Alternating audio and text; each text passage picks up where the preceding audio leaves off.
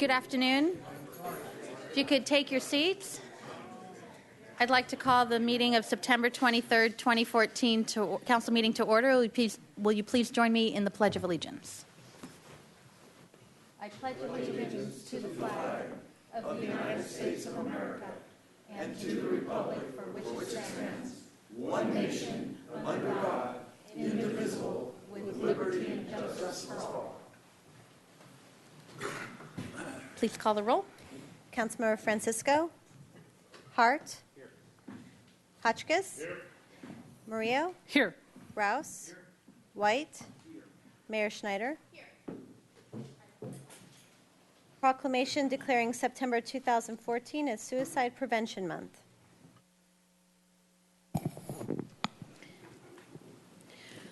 Worldwide, there are more deaths by suicide than by homicide and war combined. And in the United States, one person dies by suicide every 13.3 minutes, with 39,518 deaths by suicide in our country. And in our country, suicide is the third leading cause of death for 15 to 24-year-olds and is the 10th leading cause of death for people of all ages.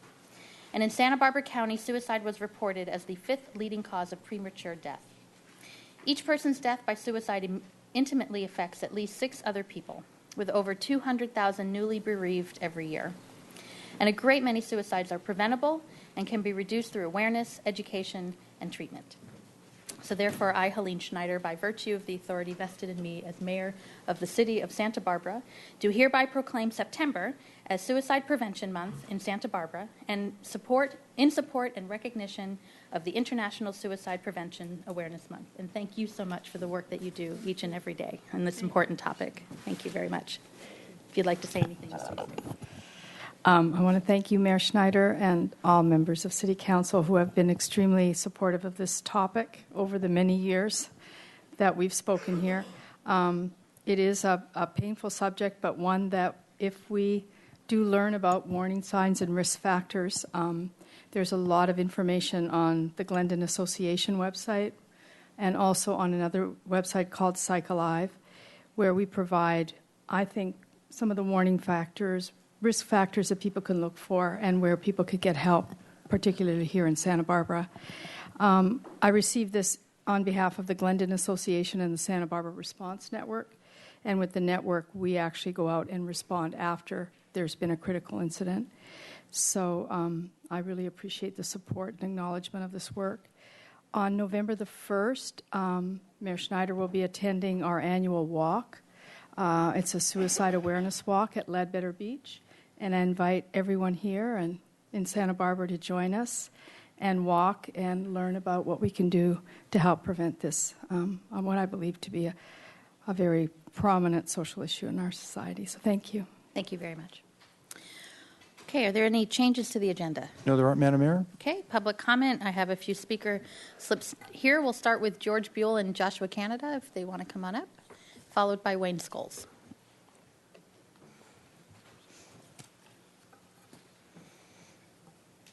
Thank you, Honorable Mayor and City Council members. I'm Joshua Canada. I'm from United Way, and just giving a little announcement about the campaign that's happening this year. The city's been really involved, and really thank you as the council and employees for their investment. Last year, we had over $52,000 that was raised for the campaign, and just really allows us to do a lot of the work and the partnerships that we have. I'm actually a little sweaty right now because I just came from a program with some of our children at Cleveland Elementary. So I just wanted to say a little thank you for that and let George do an update on the campaign for this year. Honorable Mayor, members of the council, I'm George Buell, Community Development Director, and I am the primary point of contact for the United Way for this year's charitable giving campaign. And in my role, I'll be working with department coordinators and encouraging everybody to consider how blessed we are and what we can do to give back to the community. Before I get into this year's charitable giving campaign, I'd like to touch base on the Day of Caring that took place just last Saturday. And that was community-wide, and individuals from employers throughout the city, throughout the county, were encouraged to show up and to help in many, many ways. And Airport Director Hazel Johns was the coordinator for that event. And as a result, we had over 1,500 volunteers show up at over 40 locations and help beautify structures and the physical environment in our community. And it's a simple way that people can give some time and give back. And along that same line, we'll be coming into the charitable giving campaign, which will start on October 6th and extend through the balance of the month. And during that period of time, we will be reaching out to specifically city employees and encouraging them to consider what they might be able to do in terms of financial help to members of the community that aren't as fortunate as they are and perhaps need some help. There'll be the motto for this year's campaign will be reach out and lift up. And numerous entities throughout the city will be joining with the city in supporting that campaign. And this will be largely in support of the United Way of Santa Barbara's 3 strategic goals, which are education, financial empowerment, and improved physical health. And I'm not going to go into the details of those because I will extend beyond my 2 minutes. You already did, but that's okay. You had two people up there, so. Bringing my presentation to a close, United Way is great. It reaches out to kids, to families, to seniors, and to people of all ages in our communities, and look forward to emails with some surprising facts about what needs exist in our community. Thank you very much. Thank you. Wayne Scholes will be followed by Scott Wentz. I'm here today to tell Mr. Armstrong the same thing I told Mr. Wiley when he retired. Just because you're retiring doesn't mean that you're immune from prosecution for many crimes you may have committed in your job and during your tenure. The fact that people have been arrested unjustly, prosecuted unjustly, there's been cover-ups by the city against citizens who've proven that they've been innocent, the failure for the city of Santa Barbara to allow the citizens to see the results of complaints that they filed against the city is ridiculous. And I encourage everybody at the City Council and the mayor, when you look for a new city administrator, we look for somebody exactly opposite as Mr. Armstrong. Constitution starts we the people. Everybody needs to remember that. It's not we the government. The citizens' rights is what should come first, not the city prosecuting innocent citizens to cover for employees that would cause lawsuits against the city because of their false accusations and their unlawful actions. One of the last things we should do in this country is prosecute the public to cover for the government. Now, that sounds just like a communist state to me, or some of these other dictatorships. This is the United States of America. I also want to let you know that I'm retiring too, and I'm going to have a lot of time to get back in touch with the FBI and the Justice Department. I want a copy of that investigation into my accusations against Detective Hunter and the Chief of Police. I know several other people that want them too. You might have been able to swing a deal with the federal government to keep me from going to court, but guess what? I don't give up when I'm right, and I was innocent. Thank you. Your time's up. Scott Wentz will be followed by Phil Walker.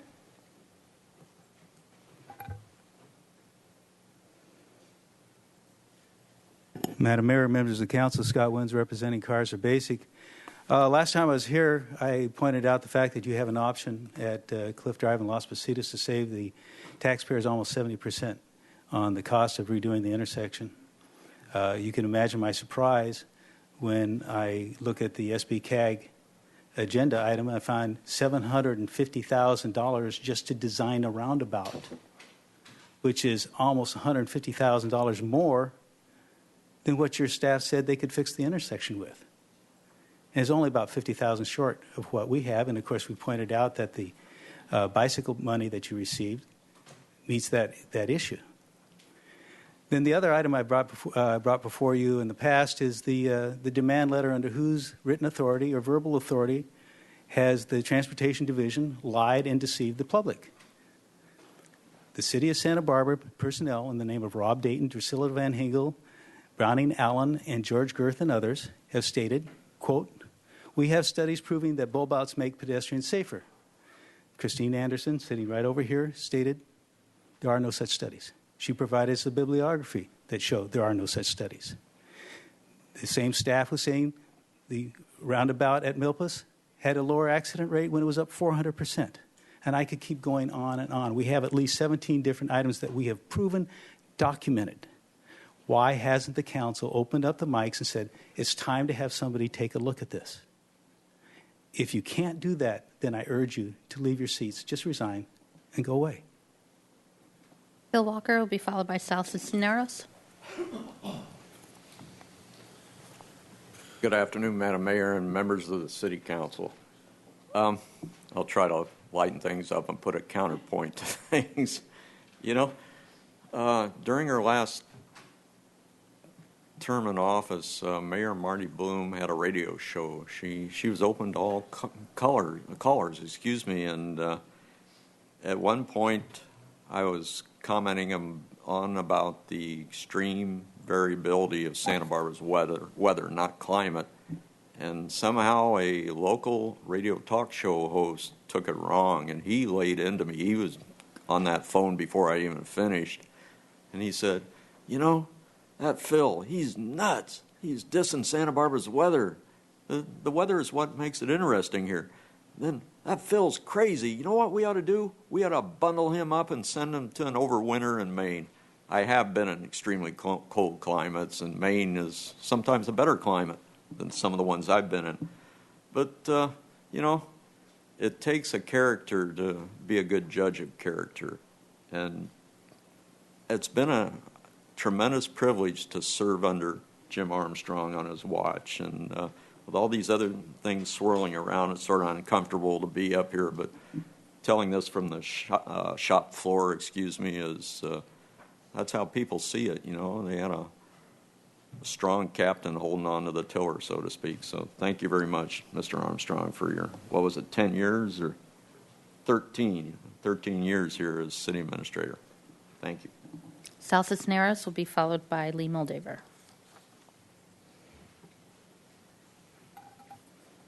Good afternoon, Mayor Snyder and council members. My name is Sal Cisneros. I'm the president and CEO of the Channel Islands YMCA. And I'm here to acknowledge that this is Jim Armstrong's last council meeting.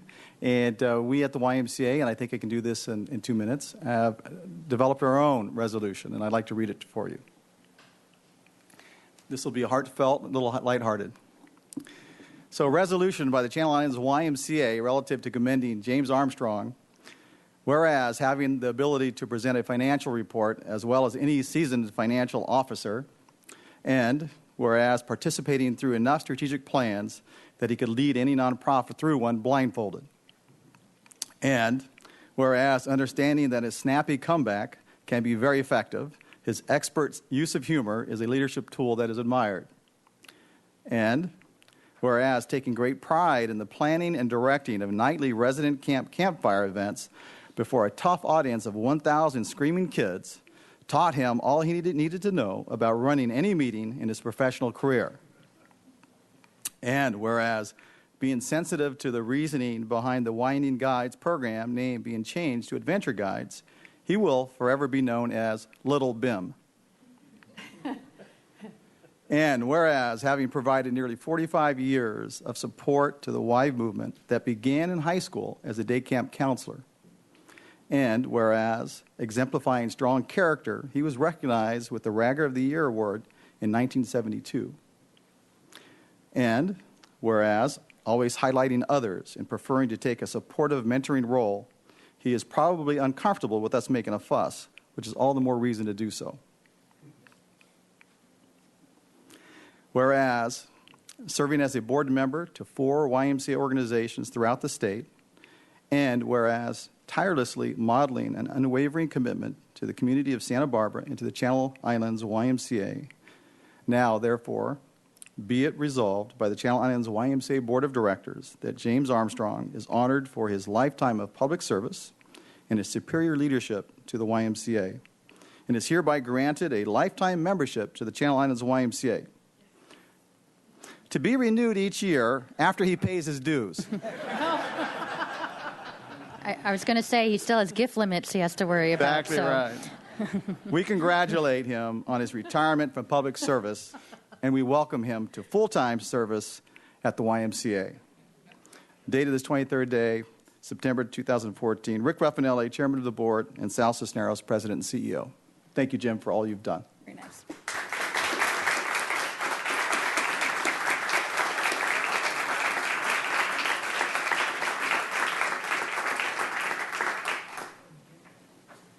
Lee Moldaver will be followed by Jeffrey Young, and the final speaker will be Barbara Wishengrad.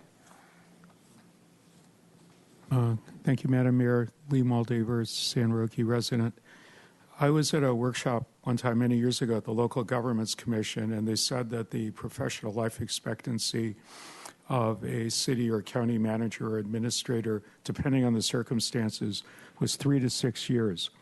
And when I consider the city of Santa Barbara, and we go back 40 years, we've had 3 administrators, Richard Thomas, Sandra Tripp Jones, and Jim Armstrong. So in terms of previous city councils having chosen very well and previous city attorneys having kept us on the straight and narrow, I want to thank Jim for all he's done for these 13 years. I agree with Sal, it seems like a lot less. And I want to wish him tremendous fun in his retirement. I imagine on a different topic that Councilman Francisco is not here because he's lining up with Scott Wentz at the Inn of the Spanish Garden to be among the first people this Thursday at 5 o'clock to get tickets to watch Councilman Greg Hart as MC present the Barry Siegel Award to Grant House. Our cup is always half full, Mr. High Energy Optimism. And I know you all have it on your calendar. I hope that you're able to come, and in spite of what Scott said, if Rob or Drew Van Hengel or any of the people on that list that we regard very highly can come, it would be a pleasure. And then finally, there's a million things going on tomorrow, but Mike Sutton, the former vice president of the Monterey Bay Aquarium for Research and Science, is going to be giving a free talk at the Natural History Museum Wednesday at 7 p.m. on latest thinking on climate change. So any of you interested in the environmental resource management, I hope you can join us there. Thank you very much. Jeffrey Young.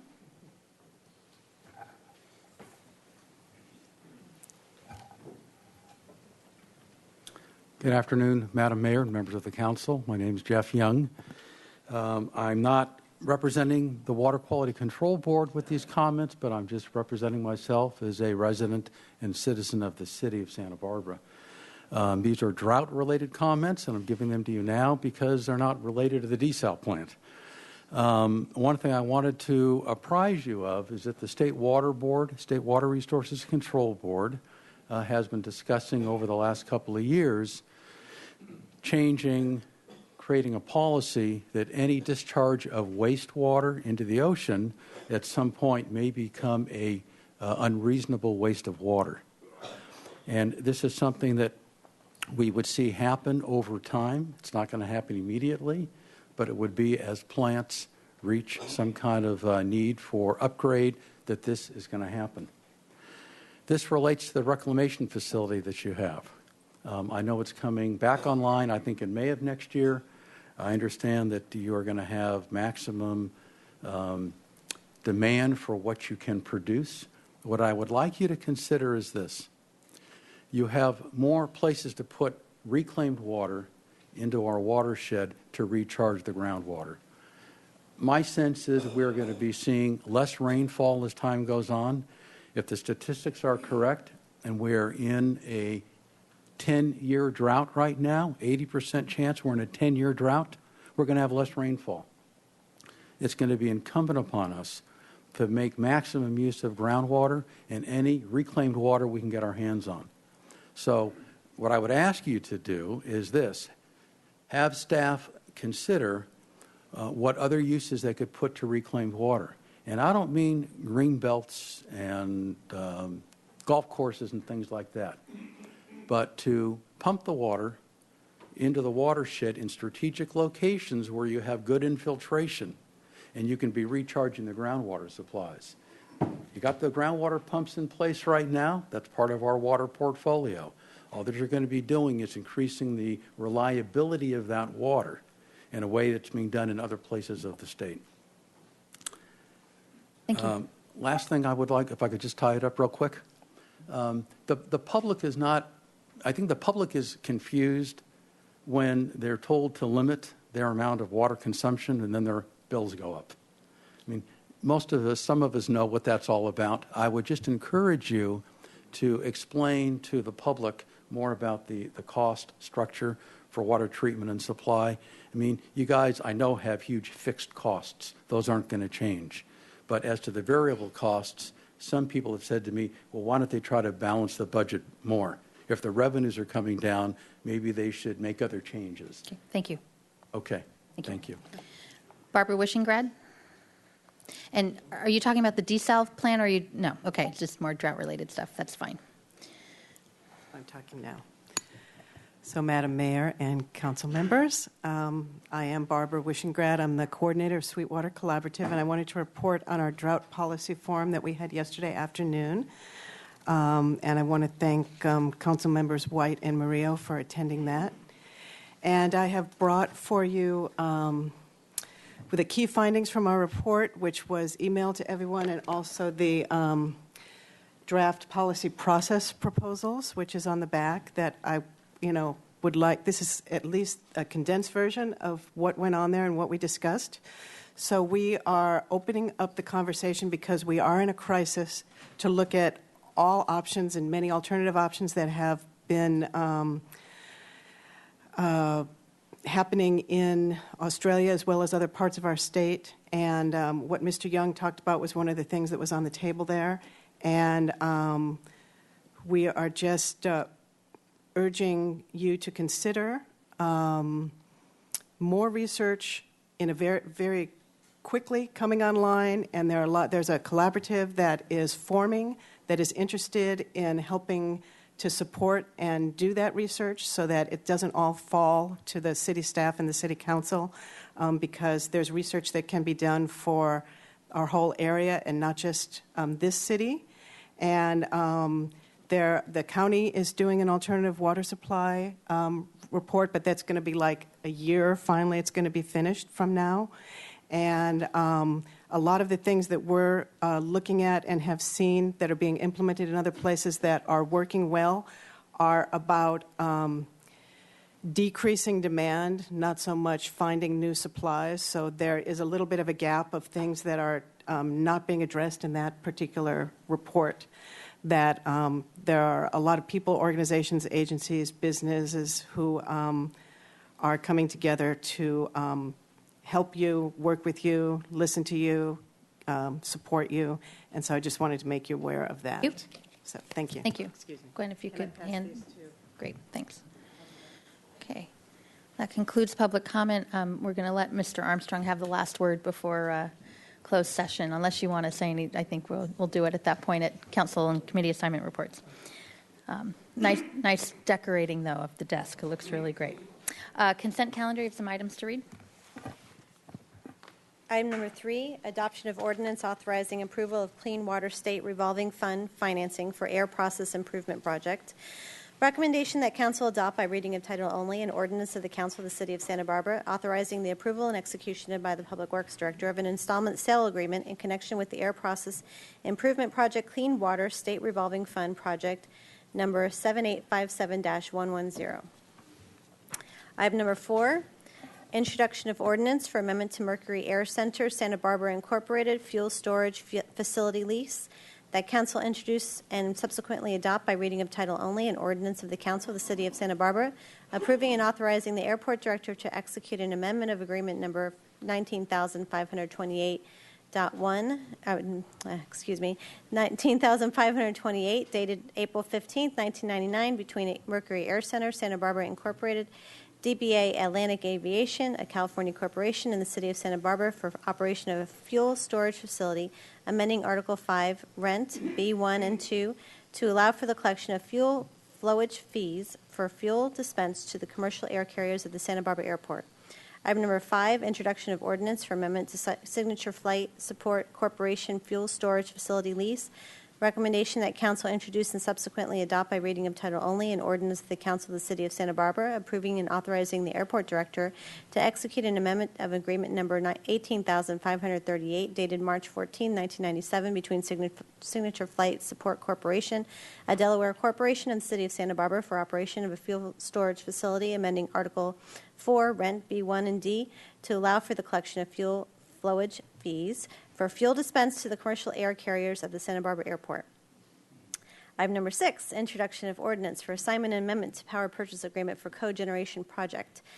Recommendation that council introduce and subsequently adopt by reading of title only an ordinance of the Council of the City of Santa Barbara authorizing the city administrator to execute a first amendment to the power purchase agreement, city agreement number 23,630, between the City of Santa Barbara and California Power Partners Incorporated to extend the term of the agreement to July 1st, 2024, and further clarify Section 8.4 of the agreement and authorize the city administrator to consent to the assignment of agreement number 23,630 as amended from California Power Partners Incorporated to California Power Partners Santa Barbara, LLC. Then item number 10, amendment to the position and salary control resolution. Recommendation that council adopt by reading of title only a resolution of the Council of the City of Santa Barbara amending resolution number 14-046, the position and salary control resolution for fiscal year 2015, affecting the city administrator's office, effective October 4, 2014.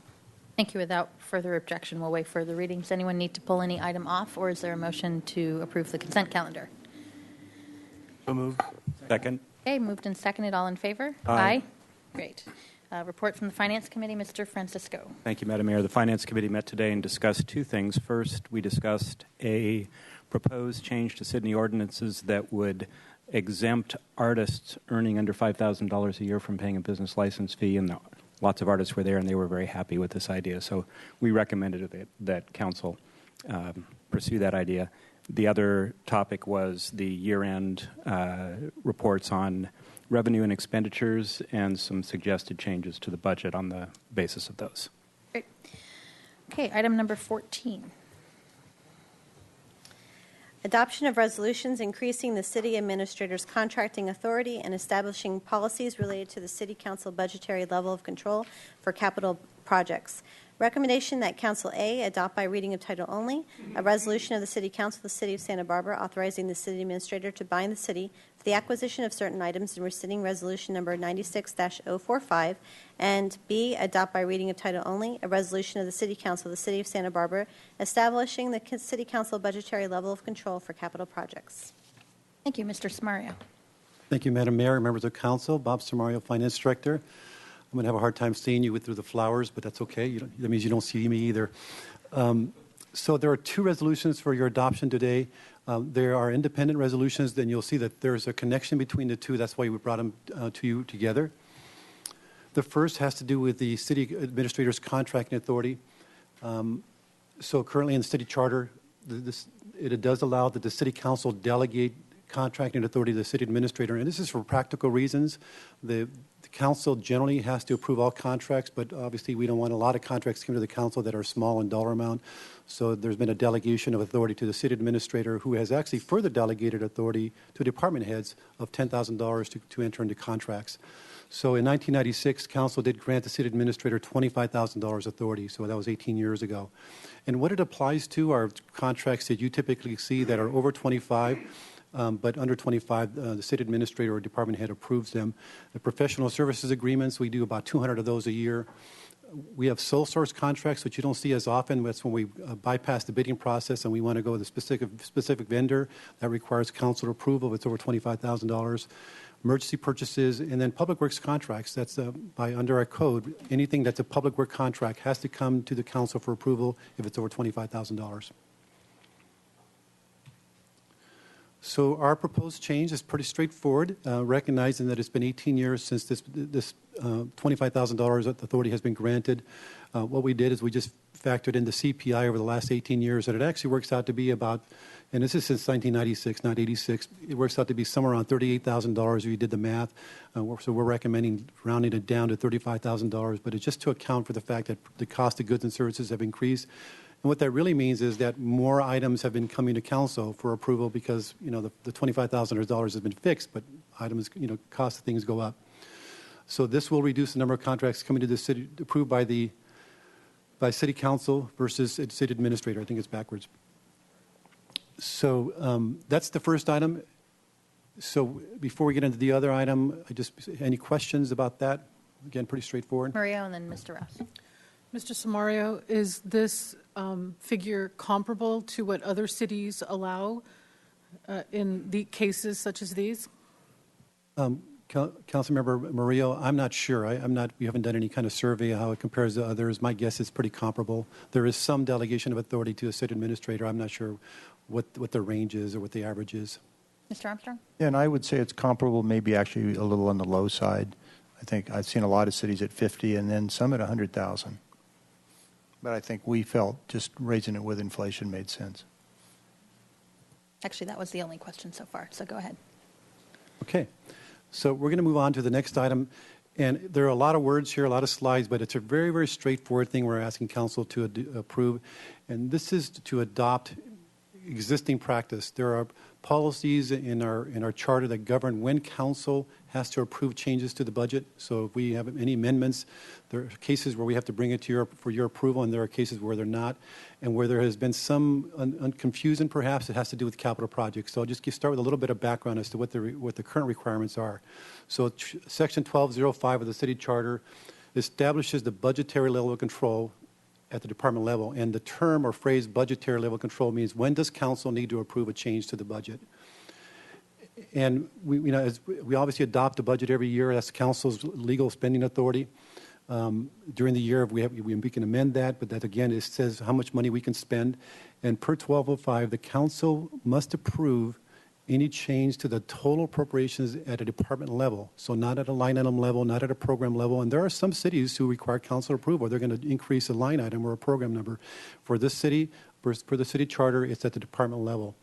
And as you know, the general fund has multiple departments. We have 12 departments plus the mayor and council's office. When you look at other funds like the enterprise funds, there is only one department within that fund. So even though we say at the department level, when we go outside the general fund, we're really talking about the fund level. And I'll show you as an example. So this is a chart that shows the appropriations, and it's a little bit hard to see, but the appropriations for fiscal year 15, that's the current year adopted budget. And you can see at the bottom, $114 million, but it's broken down by each department. So, for example, the mayor and council's office, their budget is $3.3 million, city attorney 2.2, and so forth.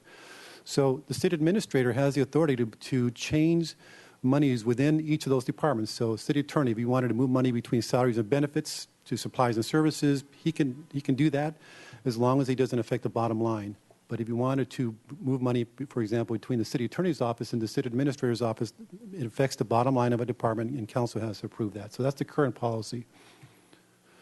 When we get into the enterprise funds, because the airport is one department, waterfront is one department, and so forth, it's really controlling at the fund level. So the city administrator can move money within that fund, within various expenditure categories without council approval. But if we want to affect the bottom line of that fund, then it does require council approval. So that's kind of the background. Any questions on that so far? That's just current policy and current charter requirements. Mr. Hotchkiss? So just to make it simple, you can move money around within a department, or in this case, a fund, but not outside that. That's exactly right. Thank you. So this is where it gets a little bit more difficult, because we do have separate funds, like the Water Capital Fund, that is made up of one department. In this case, it's the Public Works Department. It has one fund for capital, but it consists of a number of projects, capital projects, and each of these projects has been delineated in the approved budget document. So you have effectively approved it at that level, a project level. But yet, according to the policy, or at least the charter, the city administrator would be able to move money between projects as long as the bottom line isn't affected without council approval. However, our practice has been recognized, and that's probably not the intent of what council wants or the charter. We have been coming to council. In fact, today you'll see later, the second item is some proposed adjustments to the budget. It's reflective of the fact that we recognize when there are material changes to projects that you've seen in the budget document or the public has seen, we probably should bring it for your consideration and approval rather than the city administrator doing that. So again, Section 1205 doesn't provide clear guidance with respect to capital projects. and just there's everything I just kind of talked about. So again, we have an existing practice. The problem is that when we talk about material changes, it's not been well defined. It depends on how big the project is, and we have to exercise a lot of judgment. We think we do a good job, but we thought it made sense for us to just establish a policy, specific criteria that when we have to come to council for approval versus the city administrator having been able to approve those changes.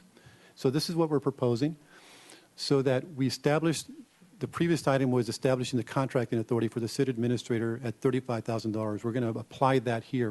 And what we're saying is that any time we create a new project that you have not seen before from existing appropriations, again, even though the bottom line of that fund has not changed, we're going to have you approve that. If we're moving money between projects, if it exceeds $35,000, that contracting authority, then the city administrator cannot approve those. Council will have to approve those. Under $35,000, the city administrator could approve those. So we're just establishing sort of more formally a dollar threshold of when the council has to approve it versus the city administrator being able to approve it. Now, I will say that, again, we presented a lot of projects in the budget document. The only sort of exception to this is that we know that some of the projects are really programs. The main replacement program, for example, could be a $2 million project in the budget document. It may consist of more projects when we kind of account for it in our own books. We're talking about the level that is presented in the budget document. So if we're changing it by more than $35,000, you'll be approving those. So that's it. Very straightforward. Just trying to establish, the policies officially based on current practice. Great. And I don't see any speaker slips on this item, so Mr. Rouse. Thank you, Madam Mayor. Mr. Samario, so does this provide for emergency projects, sinkhole formula in the Riviera, for example, that type of thing?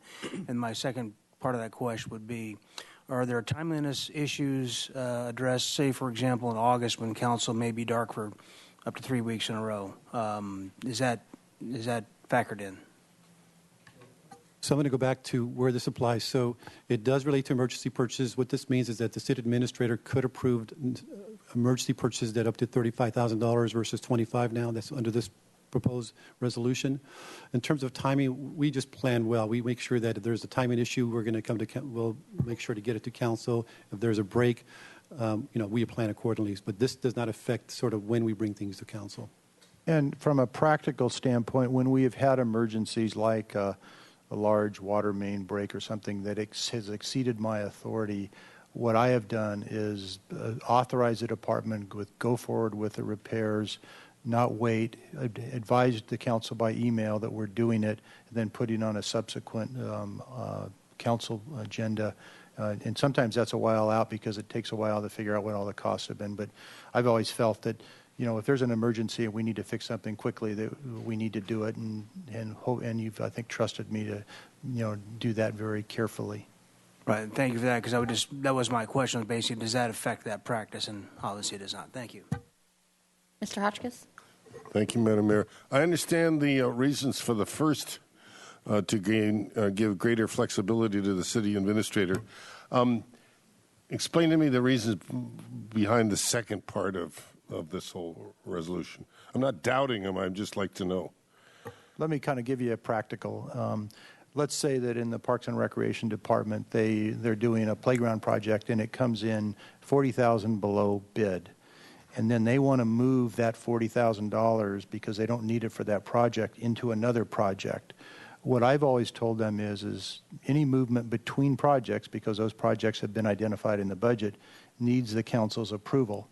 What we're saying here is if it's material, not if it's $1,000 or something. What we're trying to say here is if it's below $35,000 and it doesn't increase the total appropriations for capital projects in the Parks and Rec Department, that the city administrator would have the ability to move that into another project where maybe they need a little more money.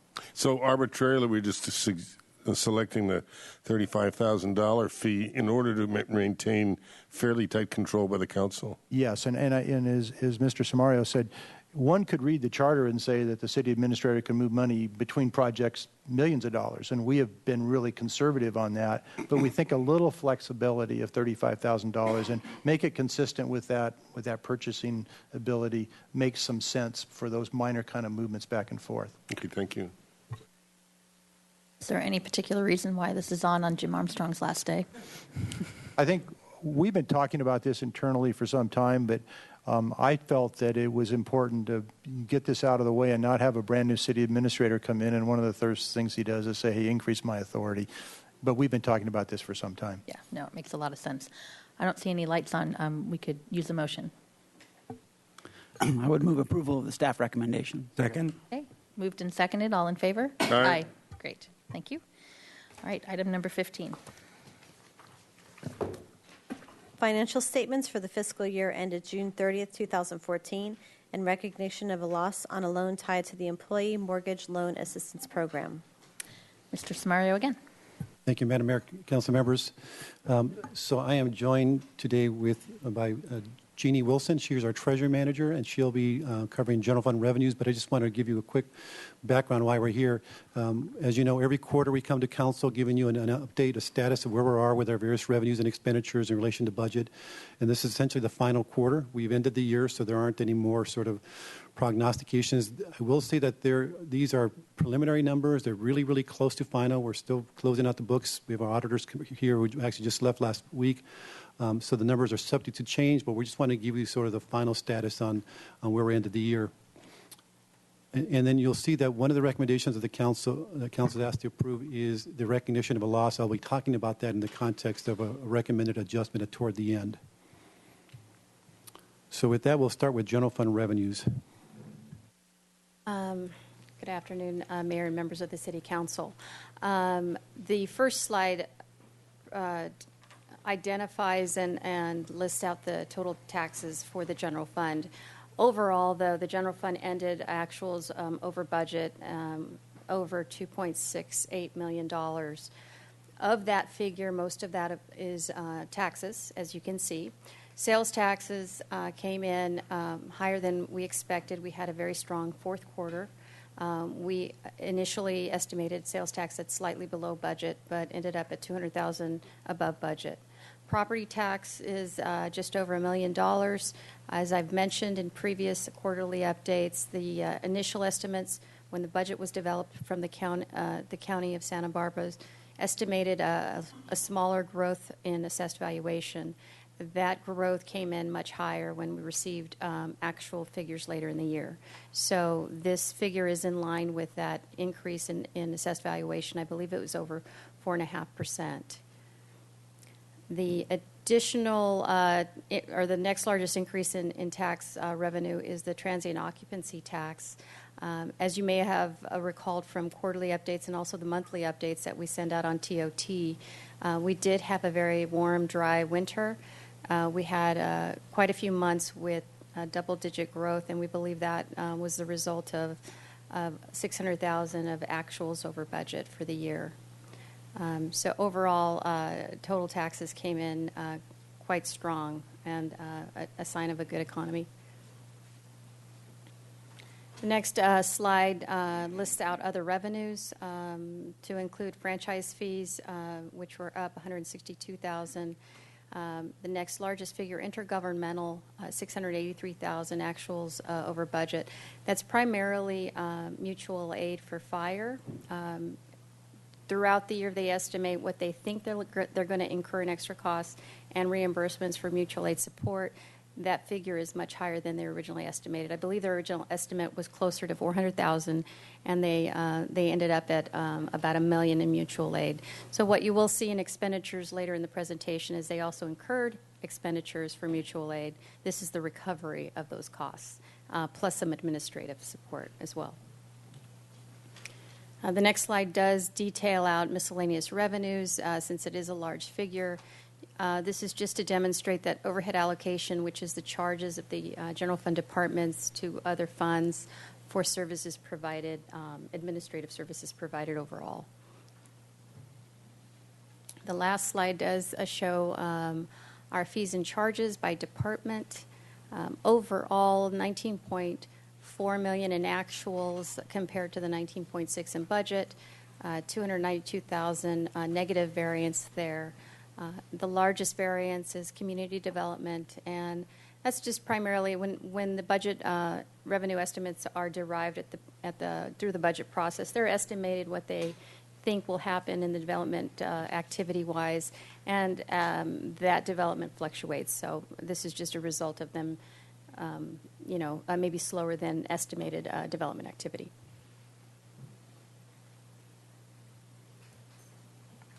Any questions on the revenues before we go into expenditures? And I'll remind the council, we went through this with Finance Committee just a little while ago.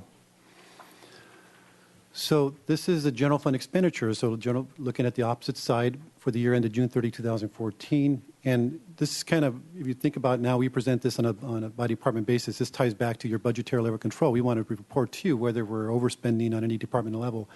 And I think this is the variance that we're showing at the end of the year by department. And anything that's a negative means that we've actually exceeded the appropriation authority, and so we'll have an adjustment to that. But you can see really that all the departments except for fire have come in under budget as we would expect. In total, at the very bottom, you can see it's $2.3 million, almost $2.4 million, which is a pretty solid number. When you back out encumbrances over just to the right of that, it's a little bit less, 1.7, but a very strong year. And as I indicated to the Finance Committee, we do budget as a revenue, what we call the anticipated year-end variance. We started doing that a number of years ago to reflect the fact that we always have savings, but it's for the expenditure savings we anticipate. We typically see $1.5 million roughly of savings on expenditures. It's primarily salaries and benefits where we have turnover in staff and the like. So this $2.4 million number is a pretty strong year, favorable results. In some ways, it impacted staff because there was staff shortages or turnovers that kind of impacted services and operations. But from a financial perspective, it did generate some savings. I'm going to just highlight real quickly some of the key variances. Administrative services, about $100,000 has to do with the fact that we budget every other year $300,000 for election costs. This past year we had an election. They came in about $100,000 under what we expected. We always just budget $300,000 every other year because it depends on what's on the ballot and all that. So this past year we saved $100,000. There was also a position, an HR analyst, vacant all year long in the HR division. Having a hard time filling that position. New position created this past year, so that contributed to the savings. And fire, we talked about. This is basically the net impact of mutual aid overtime. You saw revenues going well over budget. In reality, they probably made $300,000 in profit because of what Ms. Wilson had indicated, the fact that we recover not only direct costs but administrative costs for equipment and the like. So we sort of made a profit, even though there is some wear and tear on the equipment. So one of the adjustments we'll be asking is to increase appropriations authority in this department. And then in community development, one of the situations where we had a lot of staff turnover, about half of that is savings in salaries and benefits. The other half is just sort of materials and supplies across the board. And then lastly, in the community promotions / general government department, as you know, we put in the budget every year an appropriated reserve. It's sort of a contingency, and it's been about $450,000 per year. And this past year, we'd used very little of it, so all of that is just going to fall to the bottom line in terms of savings. Any questions on the expenditure side? Okay, so before I get into this slide, I want to just mention that at the end of the year, when you kind of add up all the revenues over budget and all the expenditures under budget, how did we really perform? The general fund ended the year at about $3.6, almost $3.7 million with a net surplus. So that's the amount of money that's going to fall to the bottom line of our reserves. Now, as you know, our policy now says that any surpluses that we generate in the general fund, half of it goes to a capital outlay fund. So this chart reflects the proposed adjustment to transfer about $1.8 million out of the general fund into our capital fund. So this is just adding $1.8 to our reserve total. So that's what this reflects. But this still goes back to 2008. The top line, that line represents what we're supposed to have in reserves. And as you know, it's a function of our operating budget. It's a percentage, 25%. So anytime our budget goes up or it goes down, so do the reserve requirements because it's a percentage-based reserve requirement. In 2008, we were under our reserve requirements by about $10 million. Since then, our actual reserve balances have grown, even through the worst recession we've seen in many, many, many years. We've gone from $17.6 million to $26.5 million in actual money, actual reserves. What's interesting is the reserve requirements have been fairly flat because during the recession we had to cut a lot of costs, reduce staffing and the like. So the reserve requirements have been pretty stable. It's only been the last couple of years since we've recovered out of the recession that our budget's now starting to grow in the general fund, so our reserve requirements have gone up correspondingly. But as of June 30, 2004, based on preliminary but pretty final numbers, we are only about $2.3 million short of what we're supposed to have pursuant to our reserve policies, which is really amazing success if you look at just the trend. Last year, we were about $3 million short. This year, 2.6. Even though we added 1.8, remember, we're chasing a growing number, so it's still progress towards closing that gap from last year, $3 million to $2.3 million. Any questions on this? Okay. So we're going to go on to the enterprise funds, a similar table that we've seen, but this combines for each of the enterprise funds both revenues and expenses by fund, shows the annual budget, and the year-to-date actual, which is really preliminary or almost final numbers, and what the variance is. And I'm going to highlight just a few of these. And again, I'm going to remind you that I went in a fair amount of detail with this on the Finance Committee, so in some cases I'm not going to go into as much detail unless you want me to. It's all in the narrative. One of the attachments 2, goes into a detailed discussion of all these variances. So solid waste fund, we had some revenues above budget. 2 primary reasons. One, there were some unbudgeted revenues for these one-off sort of fees, whether they were lock rentals or bin washing. Those are the kind of things that we could not forecast and we didn't budget for, and it turns out we generated about $200,000 or $300,000, which just gets passed on to the Marburg or the hauler, except for our fees. And the other reason is that we have that Marburg is contractually required to help increase diversion, primarily in the business sector and their multi-unit sector. And their approach has been to focus on smaller businesses, and so that has affected the amount of revenue decreases that we had anticipated because of diversion. But over time, this will normalize. But for this current year, it's generated about $300,000 in additional revenues. Water fund expenses, the report gives you a lot of detail. It's in debt service savings. In large part, we saved some money because there was a delay. Not a good thing, but there was a delay in the Ortega groundwater well plant implementation. We had debt service associated with that didn't begin because of that. We saved some money on energy costs and some chemical costs. But just across the board, a lot of different savings, all amounting to 6.2. This is a big number of variance, $6.2 million. To some extent, obviously it's going to fall to the bottom line and help generate additional reserves that will be then available for paying for drought costs. Same with the wastewater fund, a lot of detail on the report, just across the board savings in a variety of areas. Good news in the downtown parking fund, in a sense, when you look at budget to actual, but the reality is they're about the same where they were last year. There hasn't been much of an increase from last year. They just traditionally budget very conservatively. They have adjusted the fiscal year 15, the current year we're in, budget to closer to $8 million to reflect the fact that the trend has been good. So this is not really growth. This is just conservative budgeting that's caused this variance. And in the waterfront fund, 3 years in a row, amazing revenue growth because of the weather. They're very dependent on weather, like really our general fund is in terms of taxes and all that. But all their parking, all their rents from the various businesses on the harbor and the wharf are all up. So this is just 3 consecutive years of strong revenues.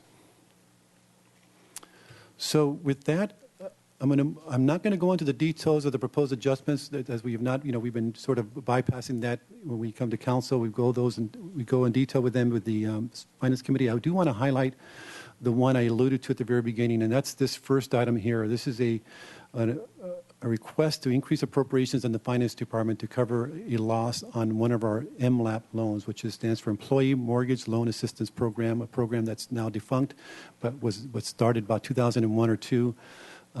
We did have an individual who's no longer with the city who filed for bankruptcy under Chapter 13. The effect of all that is that we don't expect to get the $96,000 loan outstanding that he owes us.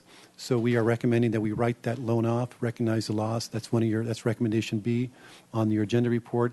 And because it does impact our Finance Department, we're asking for appropriation authority to cover that additional cost.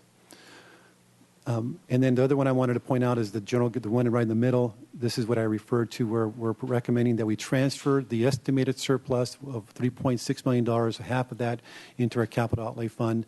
In 2016, the budget we're going to be working on shortly, we'll be adding that to the normal capital funding we provide. So we'll probably have close to $3 million in money for capital next year, fiscal year 15, for programming. So that's really good news. And we had a similar situation this past year.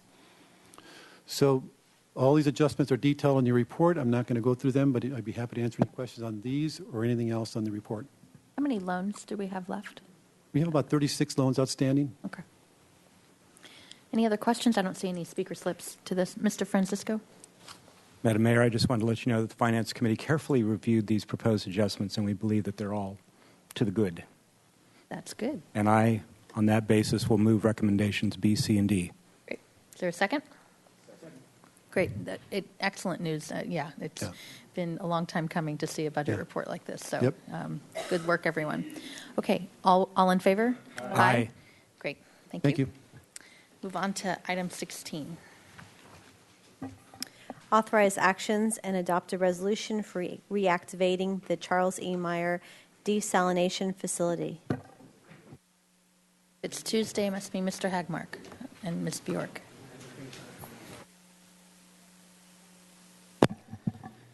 Good afternoon, Madam Mayor, members of the council. I'm Rebecca Bjork, Public Works Director, and I'm pleased to be here today with Joshua Hagmark, our Acting Water Resources Manager, Tom Secord from Crollo Engineers, and Joe Monaco from Dudek, who have been assisting on the technical part of our presentation.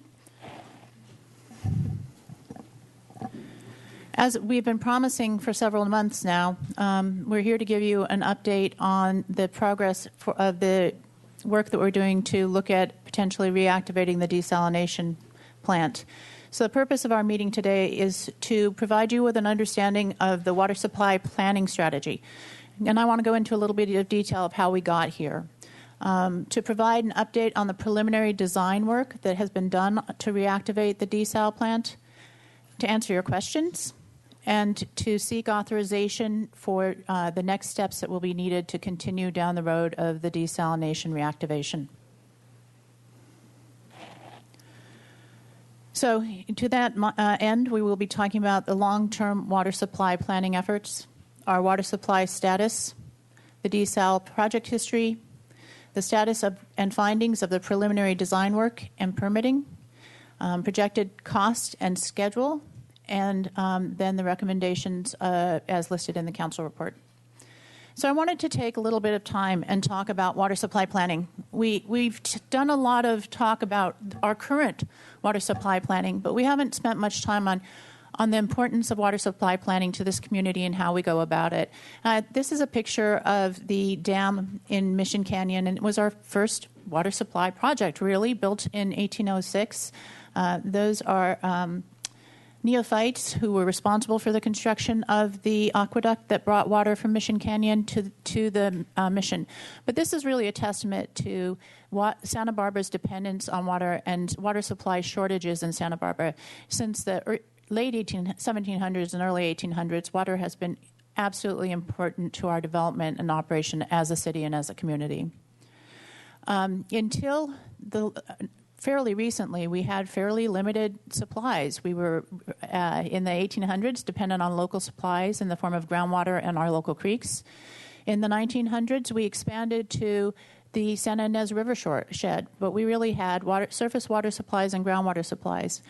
In the 1990s, we really did a lot of work to diversify our supplies and added in a number of additional supplies that have really helped us to plan for reliable delivery of supplies through short periods of drought without interference. And I'm going to talk a little bit about that process. But you can see from the graph on the right, we've done a great job in diversifying our water supply portfolio.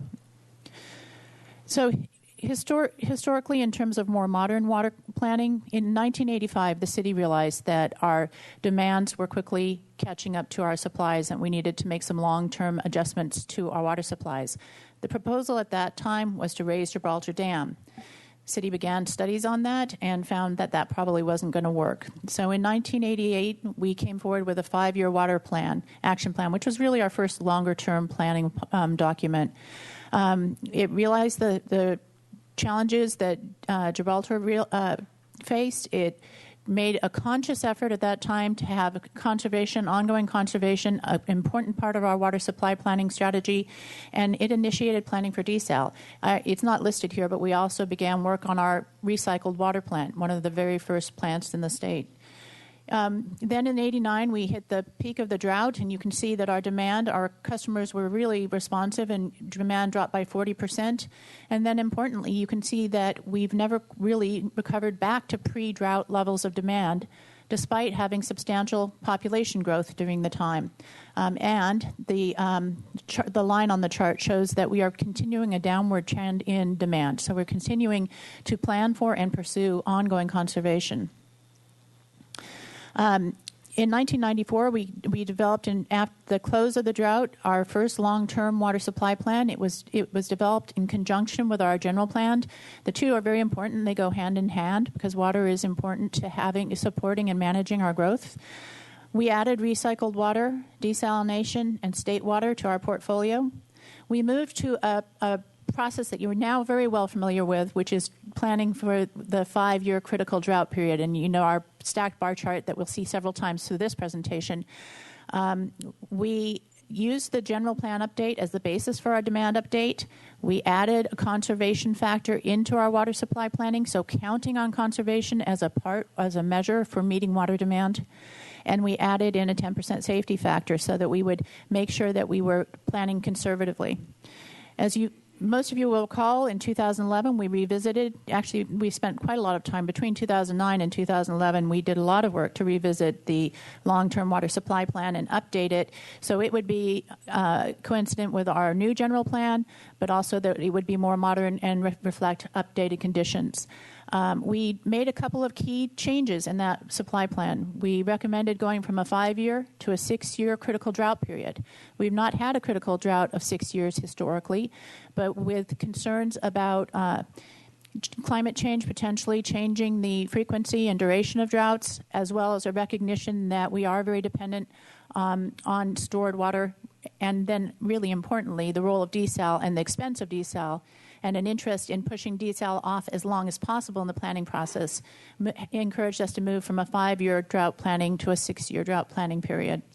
We did also differentiate in that plan, in our conservation goals, between what we expect for ongoing conservation, which is just reducing demand management, and then calling out extraordinary conservation, which is what we're asking for right now, which is the short-term actions that our people are taking to drastically reduce their water demand, but the things that might not be sustainable over a longer period of time.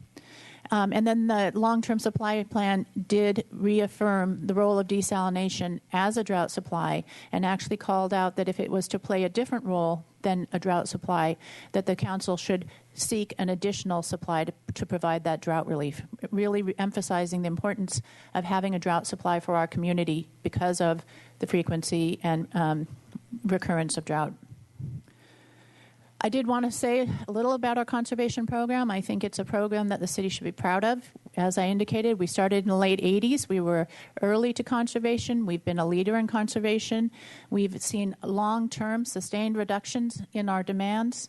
And we have, since the 80s, we have dropped 20% in our demand despite a growth of over 5,000 people. Our savings locally exceed the regional averages. I think we've got a great plan. It's comprehensive, and we continue to look for ways to improve it. To that end, the statewide average is almost 200 gallons per person per day. Our regional average, which takes into account climatological type of demands, is about 150 gallons per capita per day. And currently, Santa Barbara's average is 100. Or close to 100 gallons per capita per day. You can see we're performing very well. So with that, that's a little history on water supply planning. I do want to say we try to do this planning in non-emergency times so that when we get into emergency, we have things lined out. We know we have a plan of action that we can pursue in order to move forward and ensure that we have adequate supplies for our customers. With that, I'd like to turn it over to Joshua Hagmark to talk about our water supply status.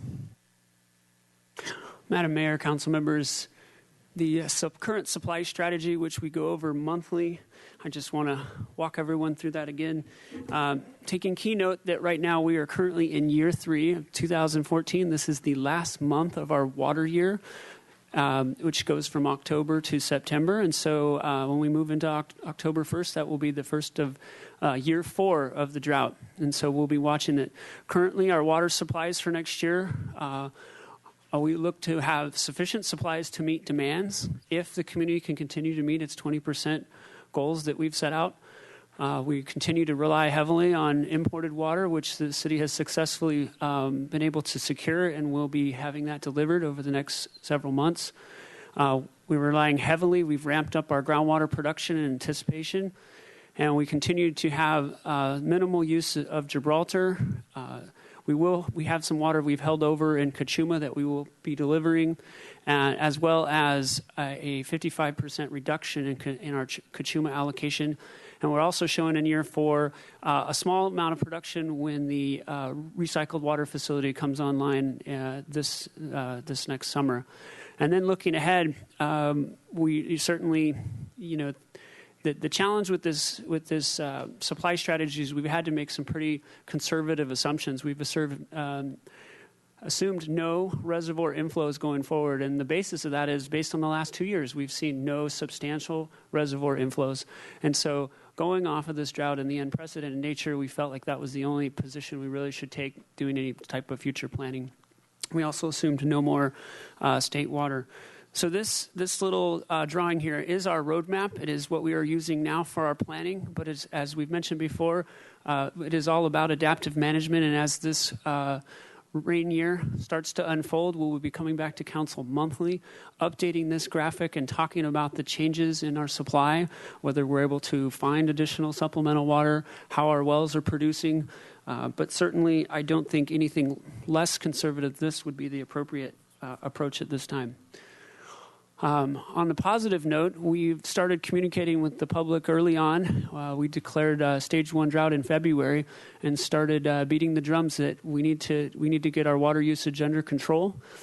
And with the help of some new regulations and rates that went into effect, we saw a 20% reduction in our water usage in July and a 25% reduction in August, which is just great to see, and unfortunately is what we really need to see, because as we get into the winter months, it's going to become really challenging for our community to meet those goals because there's not as much outdoor discretionary water usage.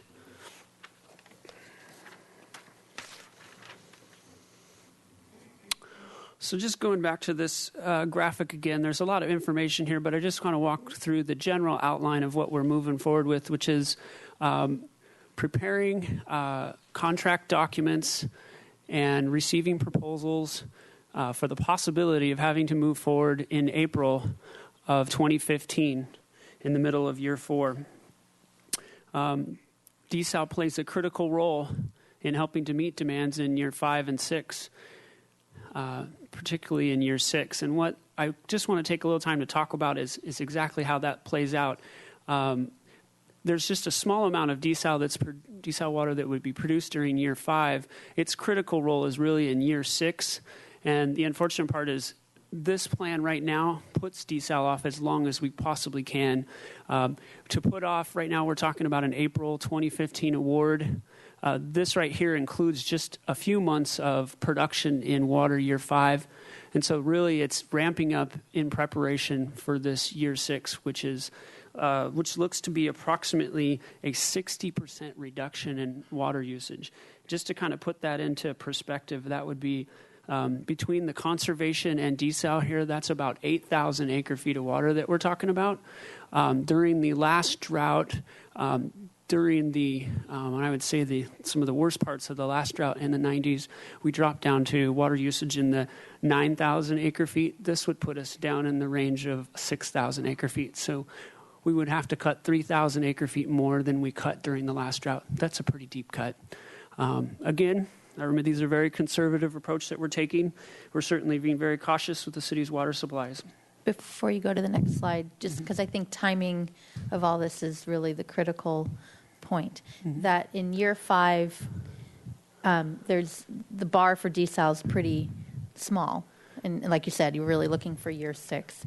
And making the decision to whether to go through with the contract in April of next year, that's really there's no point in waiting a few months, because the rainy season, if we have one or not, would basically be over. So if we don't do it in April, really the next time we'd know if we'd have enough water even for year 5 would be the following April, and by then you wouldn't have enough time to get the desal plant online for year 6 should there not be enough rain. I mean, I just Madam Mayor, going- that's working absolutely backwards correct. here. We would if we waited till year 5, we would not have enough time under this approach. To delay it to April, we could delay this decision until June. Not that we'd receive any substantial rainfall typically between April and June. And what that would do is put the desal facility online at the very first part, October of year 6. But that would put us in crunch. That would be a really tight squeeze. I'm trying to provide a little buffer here in case there's any minor setbacks. And again, we're looking at this as a lot of approaches. We could have issues with our wells. We're assuming our wells are going to be producing.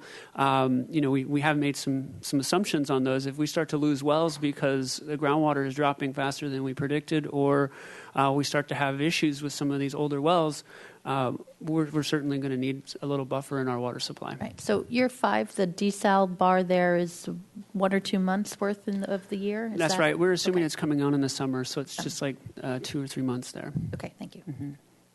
And Mr. Rouse. Mr. Hagmark, and so in year 6, we've got the desal bar is just a little over like 1,100 acre feet. Am I reading that correctly? It actually, in year 5, that's about 800 acre feet is what that ends up being in year 5. Okay, then but in year 6, Year 6, that's about 5,000 acre feet. It's what I'll be going into further in my presentation is that the first step is the 3125 acre foot a year facility, and scenario 2 would be ramping up if these conditions continue to exist. Okay. Yeah. So drought supply, in summary, we as I mentioned, we've been increasing our groundwater pumping. We are importing banked water over the years. During the wet years, the city has acquired water outside of the area just for such a time, and we're importing that water along with purchasing water outside of the area and having it imported. As well, we are using rates and regulations to help drive down demand. And, of course, we are moving forward per plan to implement the desalination facility should conditions require it. Thank you, Madam Mayor. I want to take a minute and maybe back up one slide, Mr. Hagmark, and talk about the water purchases.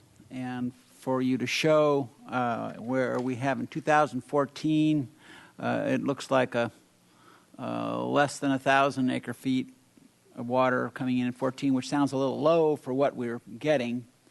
Then we pop up to next year with that's a couple thousand acre feet, thereabouts, and then dropping back down.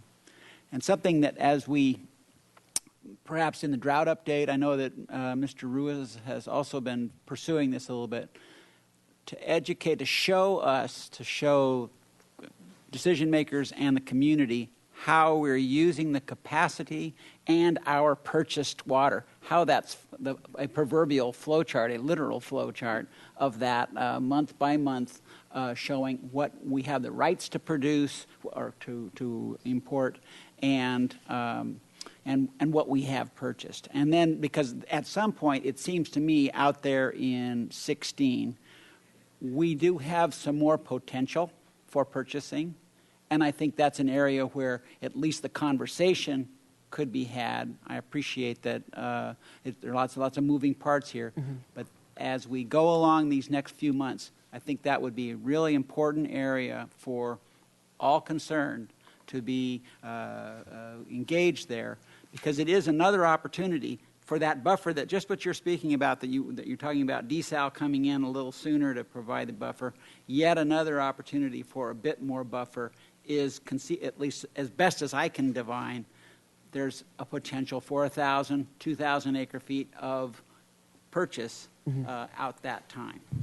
So, Madam Mayor, Councilmember White, that's exactly right. We've been watching the supplemental water market, and this year was was an interesting year. There were some very panicky buyers out there looking for water, but there were fewer buyers that what we're going to see in the future. So what we've done with our purchasing here is trying to be conservative, because we do think if this drought starts to go on, you're going to have water agencies like the Metropolitan Water Agency, the largest in the country, looking for water. And when they start looking for water, there's not going to be a lot left for little places like us. And we don't really have the buying power that they might have. So what we did this year is we went after it pretty aggressively. We spent less than $3 million. The council authorized $3 million. And we have secured pretty much all of this, what ends up being close to 5,000 acre-feet of water. We've gotten most of it in some form of an agreement going forward. The council has authorized another $3 million for us to continue to pursue additional supplemental water, which we will. But I do think some of the critical points, as you mentioned, are going to be the ability to import it, and I think the ability to find it. When it gets tight out there, it's going to be an interesting trying to find available water. So kindly, since we have these monthly updates, this is just one of those areas where I could see a zoom in and a status report that would be really helpful, because it is besides desal and conservation, it's the other opportunity for buffer that I think we can look forward to out there in 2016. So just going to quickly go over a little project history. The Charles E. Meyer desalination facility was completed in 1992 after a vote of the people to move forward with that.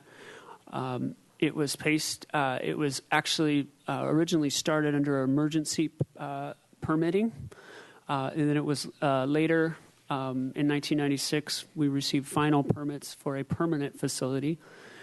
It was in that time period we did receive some significant rainfall in 1992, and the facility was put in a standby mode in the event of the return of a drought. How fortunate it did not. And eventually the facility, some of the major components that did not store well were sold off. The desalination facility has been part of the city's long-term water supply plan since 1994. At this time, I'm going to turn it over to Mr. Secord with Carollo Engineers.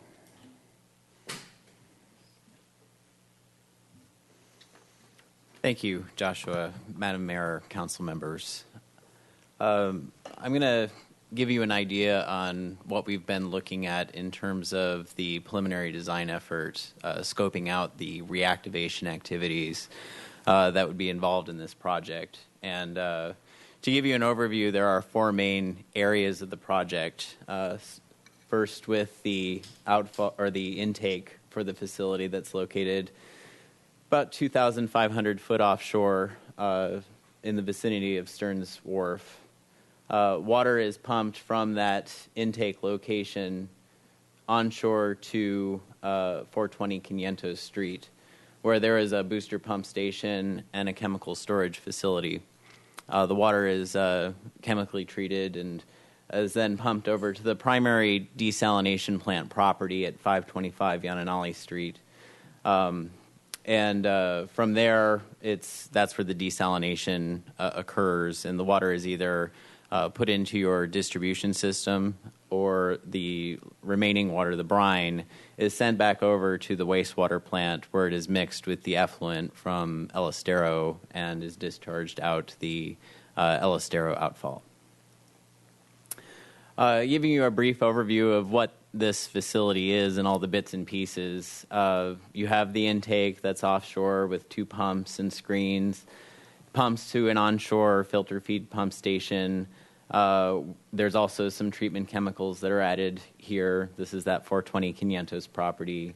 And then you've got media filters and cartridge filters on the 525 Yananali property. And the intent of those treatment processes is to remove particles, the big stuff, leading to the desalination process, the RO, reverse osmosis equipment. And that's what removes the salt. From there, the water is treated with some additional treatment chemicals to make it consistent with the other qualities of water that you're getting from your other sources like groundwater during a drought. And the chlorine would be added for disinfection, and it's pumped into your distribution system. There is a a little bit of distribution system work that would be required, an additional pump station, maybe some pipeline improvements, depending on how much capacity needs to be added with the severity of the drought. Ancillary facilities here, you've got backwash water treatment. So these media filters, they need to be backwashed occasionally, and that water that's backwashed needs to be treated. The treated water is mixed with the brine that gets sent to El Estero's outfall. Wanted to give you a background on the intake, the scope of the reactivation work, and first, it's good to get an idea of what it is we're looking at here with the intake. It's located 2,500 foot offshore and about 30 feet of water. When the intake was originally constructed, what was done was the city in 1927 built an outfall for discharging wastewater, and that was abandoned in the 70s when the new outfall for El Estero was built. And what they did was they slip-lined a pipe inside of that old outfall pipe. And there's the impact offshore was about 200 foot of exposed new pipe, where you have these two boxes, concrete boxes, permanent structures. Those are the intake boxes. This is a cross-section of what the inside of that reinforced concrete pipe looks like with the intake pipe, this 42-inch existing reinforced concrete outfall pipe, 36-inch diameter intake pipe, and then inside of there you've got power and communication cables for the offshore pumps. This is what the concrete boxes, those permanent offshore boxes, look like. It's just really the bottom portion here. And those remain offshore. You have a removable screen portion above it. And the city has removed those for part of the storage program, and they were actually removed. One of them was actually removed prior to the long-term storage program. You have the pumps in there as well, and those pumps and check valves in the offshore structures, they've been maintained as part of the city's ongoing maintenance program, preparing for the plant reactivation. So the scope of the reactivities offshore would be to redeploy the existing pumps and check valves, replace the power and control wires, and also to redeploy the intake screens. But here, we're going to update the screen technology to a cylindrical wedge wire screen technology, which is about 10 times less screen size. The opening size is about 10 times less than what was originally constructed and approved. I see a sample moving across. This is the intake screen. This is the old? The size of the new. screen. This is the size of the screen right here? Yes. Okay. The openings. So moving to onshore work, the scope of work at 420 Quinientos Street. This is the filter feed pump station, chemical storage facility. The piping needs to be tested, cleaned, disinfected. The pumps and motors that have been maintained need to be tested as well. There are some coating systems. Those are paint basically for pipe that they have a life to them as well. They need to be updated and repaired. Replace parts as needed for reliability purposes. We need to make sure that there's spare parts for everything that's there. The chemical storage facility, you can see that the city has maintained the storage tanks. They were drained and cleaned when the plant was placed into standby. So there's new equipment, feed pumping equipment for chemicals that will be installed in accordance with new city standards. And the project also consisted of carbon dioxide storage and feed system, and that was removed. We have to bring that back. This is a picture of what the primary 525 Yananali Street property looks like. This portion up here in the top left is what was originally built back in 1992 at 7,500 acre-foot capacity. Highway 101 up top, Yananali Street in the bottom. And as we went through this preliminary design effort, we looked at various phases of the project. You have permits that support the facility to build out to 10,000 acre-foot. And we wanted to make sure that if the drought was so long and persistent that you had that ability still with reactivation to take it there if need be. And indeed you do. What we're looking at for this initial project is the light blue and the green is all the equipment that would be needed. But you can see that the property use is consistent with what the original concept was. So looking at the scope of work at 525 Yananali Street, the piping, tanks, small pumps and small diameter piping, they need to be tested, repaired, replaced. There was the media filter vessels you can see in the background here, those tanks.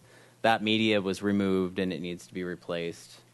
The electrical control, instrumentation and control equipment, there's been a lot of improvements in technology over time, and if the facility had continued to run, these would have been replaced. There's really no more spare parts available for some of these components, so what we're looking at in terms of maintaining a reliable facility, maintaining production capacity that's needed, is replacing a lot of this electrical instrumentation and control equipment.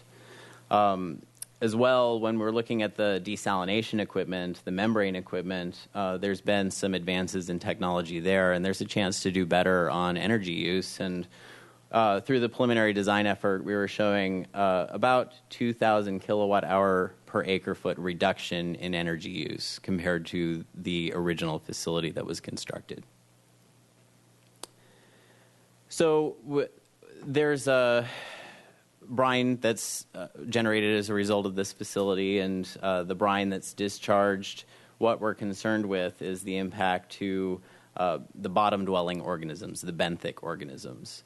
So as the brine is discharged out that outfall pipe, the brine is heavier than seawater and it can settle. We have to make sure that we have good mixing and good dilution before it's discharged. And when the plant was originally permitted, there was discharge modeling that was conducted, and those modeling results were incorporated into El Estero's wastewater permit, and the permit has been maintained with those provisions in it. And it requires a 44-to-1 minimum initial dilution ratio when the desalination plant is operating. So you're mixing and diluting down to that 44-to-1 type criteria. But there are new standards, new proposed standards by the State Water Resource Control Board. And when we look at these new proposed standards, the 44-to-1 criteria is still valid. However, there has been proposed some more stringent standards for brine-only type discharges. So we updated the modeling work associated with this type of discharging, and our modeling work shows that the city continues to meet both the existing and the new proposed standards. I'll turn this over to Joe Monaco with DUDEC. We have a question first, Ms. Murillo. Thank you. I wanted to ask, I'm sorry, what was your name again? Tom Secord.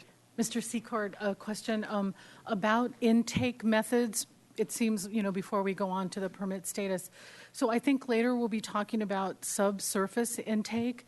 Can you, for the edification of the public, please describe the infiltration galleries, which is a different method, right, than what we're permitted to do now? Mm-hmm. Are you familiar with that? Yes. And can you just give us a description? So an infiltration gallery intake would be constructing a slow sand filter basin offshore. And for a project of this size, it's at least 5 acres. It may be more, but what you'd be looking at is constructing offshore a 5-acre plot.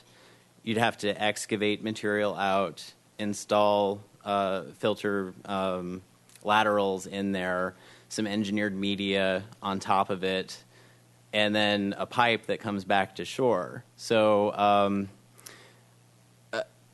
that's essentially what the offshore subsurface infiltration gallery is. So the water is filtered, sucked through, right? There's some kind of vacuum. Sucked through sand offshore into an onshore pump station. Okay. And would your company be able to give us engineering studies about that if we decided we wanted to know if it was feasible for our city and Yes. for our plant? Yes, we could do that. Thank you, Mr. Seacard. So thank you. Joe Monaco with Dudek, Madam Mayor and members of the council. As you heard earlier, the desalination plant was originally fully permitted for construction and operation back in the early 90s. So city staff has consulted extensively with those regulatory agencies that issued the permits to determine what, if any, additional permitting or authorizations were required. So this is sort of to give you the update status as of today. The coastal development permit that was issued by the California Coastal Commission originally covered the construction and operation of the plant. In talking with Coastal Commission staff, it was determined that a new or additional coastal development permit for what they consider repair and maintenance activities, which are basically those activities that Mr. Secord described to you, would be required. So city staff is in the process of putting together an application for those activities and for that permit. The NPDES permit is the discharge permit, and that was issued by the Regional Water Quality Control Board and also under the purview of the State Water Resources Control Board. The permit, again, was originally issued with the plant construction. In this case, the NPDES permits have a lifespan of 5 years, so they need to be renewed every 5 years. It was most recently renewed in 2010. It also should be noted this permit has both the El Estero wastewater discharge associated with it as well as the desalination discharge. As Mr. Secord mentioned, those are combined when the desal plant is in operation. We're currently working with staff at the regional board and the state board on that renewal. In terms of the California State Lands Commission, they have jurisdiction over tidelands. But in your case, in the city's case, specifically related to the location of the intake structures, they are within an area that was granted to the city under a legislative grant. So it was determined by the State Lands Commission that no authorizations were required from them for this work. The Department of Public Health issues drinking water permits. They issued a permit for the desal plant originally, and that permit will need to be updated or amended for the reactivation of the plant. And then finally, the U.S. Army Corps of Engineers regulate construction within waters of the U.S. and navigable waters under the Clean Water Act, Section 404, and the Rivers and Harbors Act, Section 10. We are currently in consultation with them to determine the permitting needs for the construction activities. And with that, I'll turn it back over to Mr. Hagemark. Did you have a question, Mr. White? When is the application scheduled to be submitted? For the Full development permit. Madam Mayor, Councilmember White, the current plan is to submit it mid-October, to get that. It's quite a bit of information to get together, but we're working on that timeline. Mid-October. Great. Mm-hmm. Thank you. All right. Design, build, operate approach. Because the city doesn't normally do design, build, operate, I thought I'd just take a little slide here and walk through what it is. This was actually how the original desalination facility was built. And it is the preferred option when you're trying to expedite a project to meet a strict timeline. You're able to leverage a lot of responsibility and ownership onto the private entity to make this facility come online sooner. They will be leveraging, because they will be doing simultaneous design and already ordering and building equipment at the same time. We've already started the pre-qualification process. An RFQ went out last week. We had a job walk yesterday with significant attendance from companies all over the world who are interested. The applications are due in early October. We will go through those applications and cut that list down to 3 qualified firms that will be eligible to go after the RFP, which we will plan to release in November. unlike our normal construction contracts in which we award them to the low bidder, the selection process will be based on the best overall value, which will kind of balance that whole capital cost, upfront costs with the ongoing operational costs. It really gives these teams the opportunity to really come up with the best approach for the city in the long term that we can take a look at. And we are also looking at, for the two firms that aren't selected, looking at purchasing their information that they put together for our use and as we go forward. So the contractor would be doing the design, the build and operation of the desal facility, and at this time for 5 years is what we are anticipating. Thank you. Mr. Hagmark, so I understand the concept of design, build, operate. Are we taking a chance that what if there was a company that was really good at design and another one that was really good at build and another one that was really good at operate?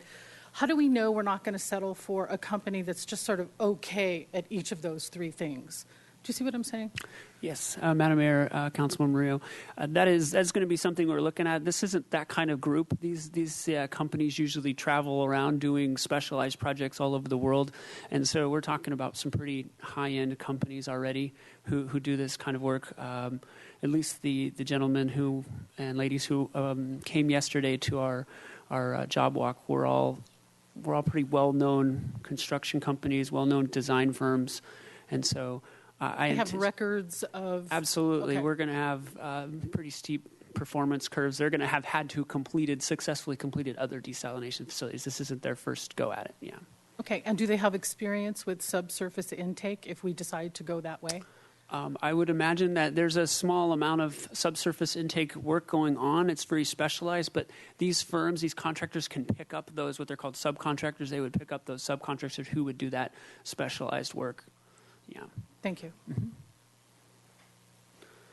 So going on to the cost and schedule, just want to quickly summarize the operating scenarios that we're currently discussing. So there's the 3125 acre-feet per year capacity. And so that is what we are recommending for the initial reactivation. Down the road, there may be a need to go to 7,500 acre-feet a year if the drought conditions continue. And then also looking at some type of minimal flow rate through the facility of maybe 500 acre-feet a year that would sustain the facility and in a situation where it could be ramped up relatively quickly with low costs compared to what we're looking at right now. So at the 3125 facility, the current estimate right now is $32.4 million for the capital cost to reactivate the facility. That does include costs spent to date of roughly $2 million for preliminary design and permitting work and legal support, and it also includes a pretty hefty construction contingency of 20%, which we recommend when you are getting into an existing facility and having to deal with those unknowns, some of the unknowns associated with that. To operate the facility is approximately $5.2 million per year. At the $31.25 a year, that would be about $1,700 per acre foot. That does not include the capital costs. That's just for operational costs only. If you were to go up to the 7,500 acre feet, would the operational costs go up proportionately? Is it just based on energy costs per acre foot, or is there other constant cost? I have a slide in here for that, but actually the costs go down pretty dramatically because there's a lot of fixed labor associated with this, and by producing more water, we don't necessarily have more labor costs. So I have a slide in here to kind of walk you through what the cost goes down per acre foot, but yes, not necessarily the cost will still go up a little bit. Yes. The overall cost. But yes, the unit cost goes down. Okay. Yes. And then I do have a nice graph, but I'll just tentatively, the award for the 3125 would be somewhere in the April 2015 timeline, and that would bring us online sometime in the summer of 2016. So how does that compare to our South Coast, other South Coast agencies? Currently, this is as of July 2014, the city has the cheapest water on the South Coast for single-family residential customers using 12 HCF. That's pretty much our average user. We took a look at all the different rates, and so we do have very competitive rates right now for our single-family residential customers. We're just below $80 a month. The added costs for desal right now, and again, I preface this with we will be coming to you right after this presentation for input, and probably another at least once or twice to get more input on what the council would like to see in the rate design. So we have a broad range here. We're thinking between $14 and $20 per month is what the average homeowner might see if we were to add desal to our water portfolio. Now, having said that, it kind of brings the city's water supply or water cost to our average customer on par with the rest of the South Coast water agencies currently providing service. Is there any questions? That's construction and operation for a year? That's just the construction? This is construction and operation. Operation for one, okay. For 1 year. Yeah. And, you know, the rates, this basically would assume a loan and ongoing. Ongoing. Yeah. Okay, thank you. Mr. White? In the future reviews, can we get the meter charge put on the average monthly charge as well for these? Just where are we? Where does the city go? Where's the city compared to Goleta, Carp, and Montecito with the meter charge in there as one of those bottom bars? Sure, appreciate it. Mm-hmm. So this does here include a meter charge. This includes the total. Have it specified. Absolutely, we can include that in the future ones, and I do believe that's part of the ongoing discussion we'll be bringing back to council. The presentation today will be on just 2 items, but we'll be back with more input. Mr. Hart has a question as well. Looking at this chart, this does not include the increases that the other water agencies are about to impose on their customers, but it does include the fee increases that we have already added, and it includes the desal costs projected. So that really, if we were doing an apples-to-apples comparison a year from now when these rates are going into effect, all of the other bars would be much higher than the city's new projected bar, right? Councilmember Hart, that is exactly right. As you know, Goleta just declared a Stage 2 drought emergency in September, and so they will presumably be raising rates to offset the decrease in usage. So theirs should go up from there. And then Montecito is going to be increasing their rates going forward to make up for their drop in usage and a lot of the capital costs that they have going on in their agency. And Montecito is considering their own desalination plant, which would be significantly more expensive.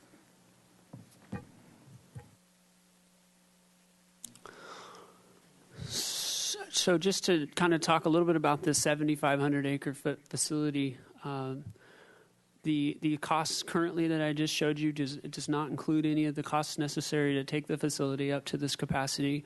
Right now, we're estimating about $28 million additional dollars to take it up from 3,125 to 7,500. That would include all design and construction costs.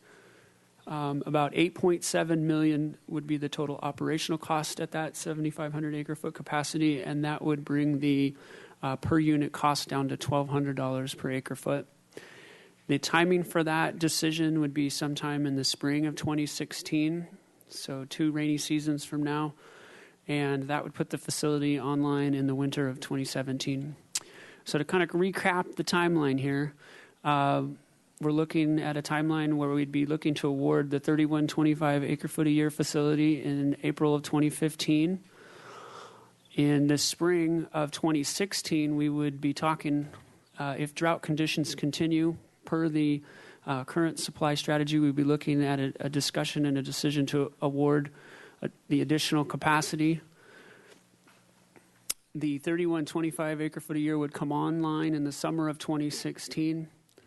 And then in the winter of 2017, the 7,500 acre foot facility would come online in time to meet the critical demand in year 6. So in summary, we have our recommendations before you today to adopt a resolution approving the design, build, operate procurement method for the contract to reactivate the Charles E. Meyer desalination facility. Recommendation B, to authorize staff to prepare and present an enabling ordinance to the Ordinance Committee for a design, build, operate contract. Recommendation C, authorize staff to release a request for proposal to prospective contractors for design, build, and operate the desalination facility.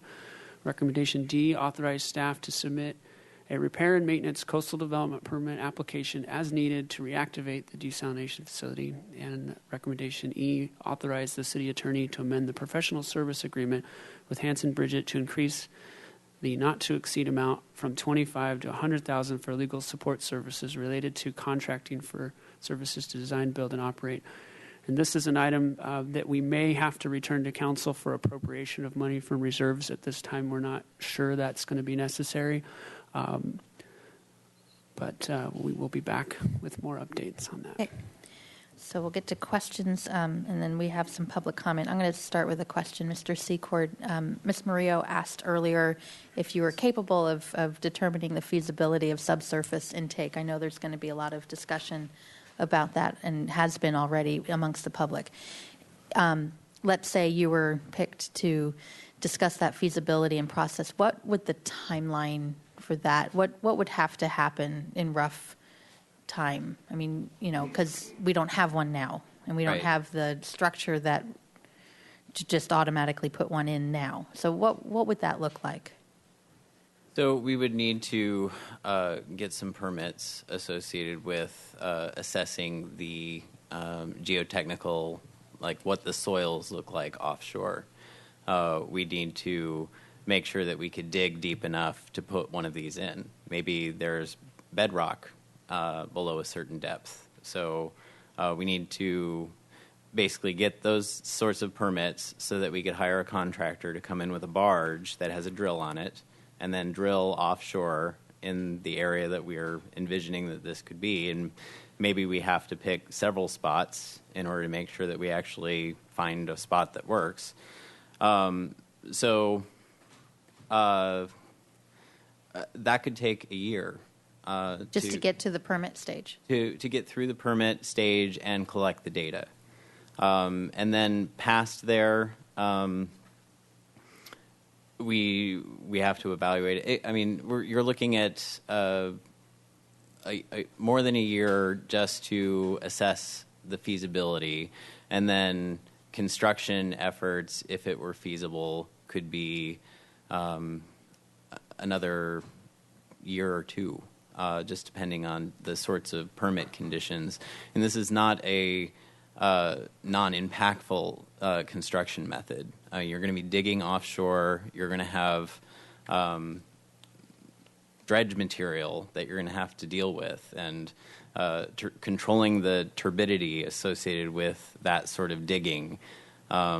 There's going to be equipment offshore for a long period of time associated with that sort of construction. Okay. And then if long-term we wanted to look into that because of regulatory reasons or it's better or for whatever reason, there's the offshore piece, which is what I think you were just talking about, and then there's the onshore facility. Is some of the current pieces that we're looking at in terms of designing and building what's being proposed here, could that be adaptively reused for a subsurface intake method? Yes, it's the same treatment process. So once it gets onshore, it's pretty much the same kind of process? Yes. Okay. I mean, you've potentially controlled the turbidity of water coming in by filtering it through sand offshore, but when you're onshore, I mean, there was a demonstration facility built in Long Beach, and it was a half a million gallons a day intake like this. And what they found was they were expecting a lower treatment requirement because of that offshore filtration, but what they actually saw was that there were treatment costs that they weren't anticipating. So it was a valuable lesson learned that, I mean, you do need to still treat the water even though you have this offshore filter. But it wouldn't be something where we'd have to completely redo something that we just did for this particular correct arrangement onshore. Offshore is a different story, but onshore. Correct. Okay, thank you. Mr. Hart? Well, just to continue with that line of questioning, because this came up in a meeting that we recently had, the desalination subcommittee, and it was represented that the subsurface treatment process or subsurface intake process would provide lower cost operations for the desal plant because of that additional treatment that was occurring through the sand and the lower energy costs pumping it. So maybe let's take a little bit more time to really speak more precisely about that, because the case was being made that it's smart, separate from the fact that as you described, that there's a 3-year additional time period involved in doing this. But the point I think that was being made in this meeting was that you're thinking long term, that the costs of doing this facility are partially offset by the operational costs advantages of having this facility. But I'm hearing a much different response from you.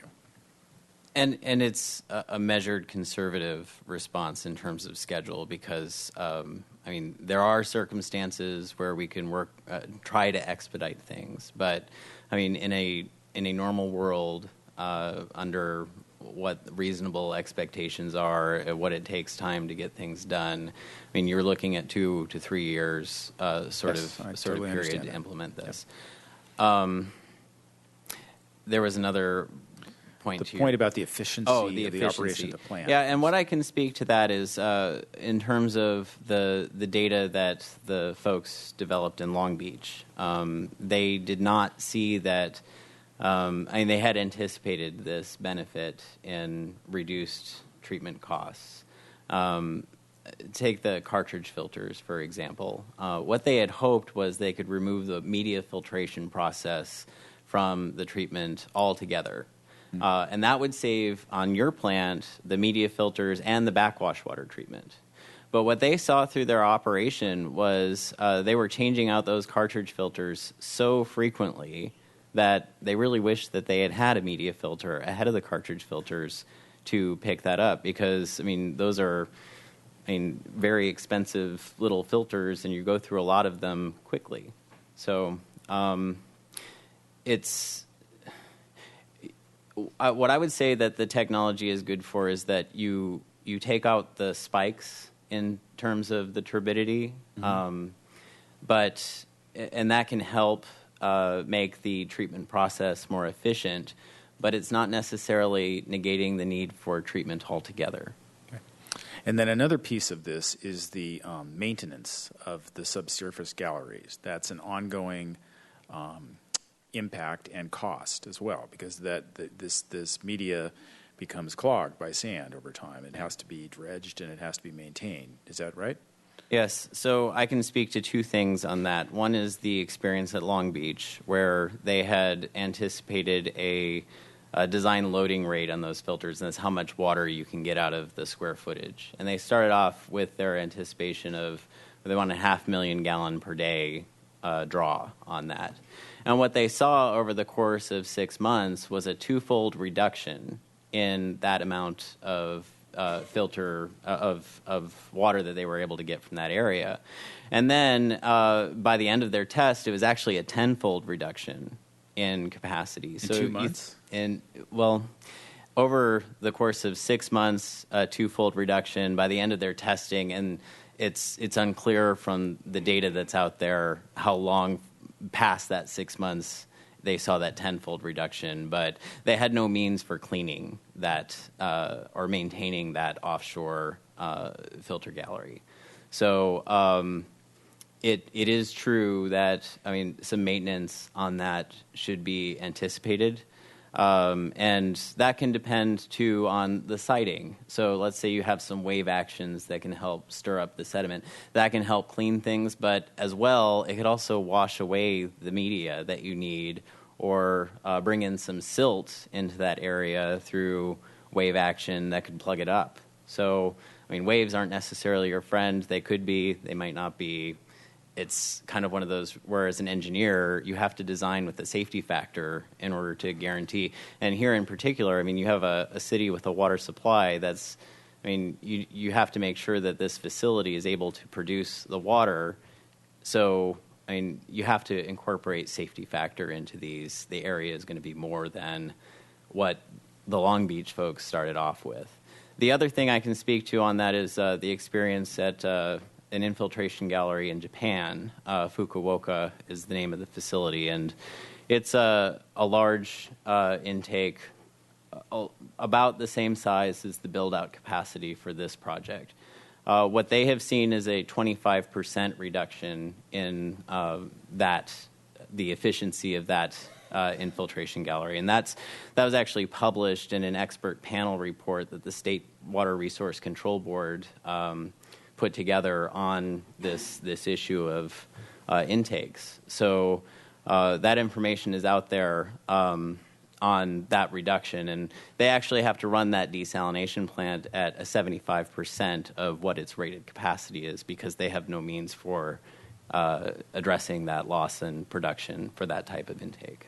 And the reason why you described the extra time involved in getting the study, the feasibility work done, is this very site-specific work. You need to know exactly what you're talking about with the geology of the specific area that we're talking about, and the design of that. I mean, the sediment transport. All of these issues that take time to measure what's going on in our particular ocean with wave action, sediment movement, all of these kinds of things. You can't just guess. You can't just draw something off the wall some other place. That's why this is so variable and so site-specific, and that's why it takes so much time as part of the steps to get to a design that you could build.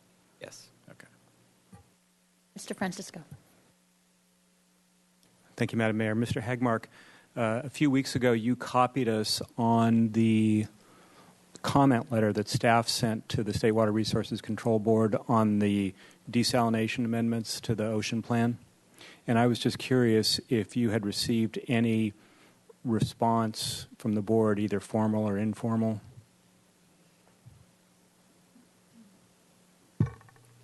Madam Mayor, Councilmember Francisco, we haven't received any formal response from the board. We submitted those as part of their request for comments on their proposed changes to create a desalination policy.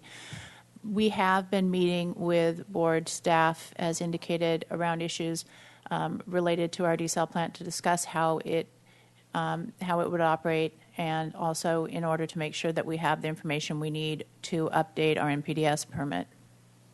And how's that going? It's been very collaborative conversations. Good. Thank you very much. Ms. Maria? Well, we have had response from the environmental community about the letter that we sent in response, challenging almost every single item of the desal amendments and their proposal. Santa Barbara is forging a reputation of resisting these regulations. I'm not really comfortable with that, but since we're on the question part, Mr. Secord, what are the benefits related to marine life mortality? Like you were talking about, okay, let me go back. So turbidity and wave action, those also impact open water intake, I assume. So it doesn't just affect subsurface, it affects open water. Correct. So there is no published data on impingement or I mean, it would basically be entrainment mitigation through the use of subsurface intakes. We can infer that it does a good job, but we don't have any scientific data to support that. That subsurface eliminates it altogether. Okay, and will you tell the public entrainment is marine life or? Yeah, so impingement is where a fish could get stuck against a screen. Okay. And that we can mitigate by using this cylindrical wedge wire type screen that we're proposing that EPA has made an assessment that it's best technology available for an open intake like this. The state board has supported that. We can control impingement altogether by controlling the flow rate which approaches the screen. So if you keep it low enough, the fish will never get stuck. And that's away. the design. Right. Okay. They just swim away. So that's the idea. So no impingement with this type of screen. That's a big statement to say no impingement. Well, and that is the best technology available finding from EPA on this is that you mitigated impingement effects through the use of this screen at this flow rate, this approach velocity through the screens. The entrainment is something that's small enough to make it through the screen, is now inside your treatment plant, and that's a loss. So that sample that went around, it's a loss of marine life. You're saying it's a loss of potential marine life. Okay. And I mean, here we have eggs, plankton type material, small enough to make it through that part of the food chain. Part of the food chain. So there, I mean, the screen size is one thing that you can do, and the state board is coming out with a draft policy on what type of screen size, and we would follow that policy on the screen size to choose, and that will help reduce the impact on the entrainment for that. Using open water. Using the screened screen intake. on the pipe that's just in the water sucking it through. Right. So is there still mortality through subsurface intake?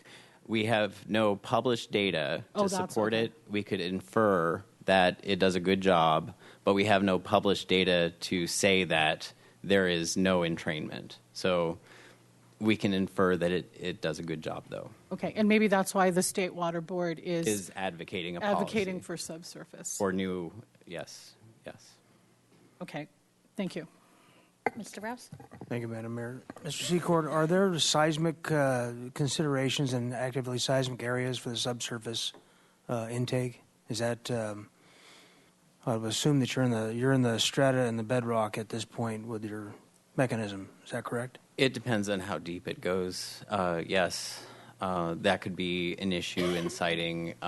We probably wouldn't be looking at going into bedrock, though, with this sort of construction. It's going to be a shallow lens of sand that we can get water out of. So we're not going to get any water out of the bedrock.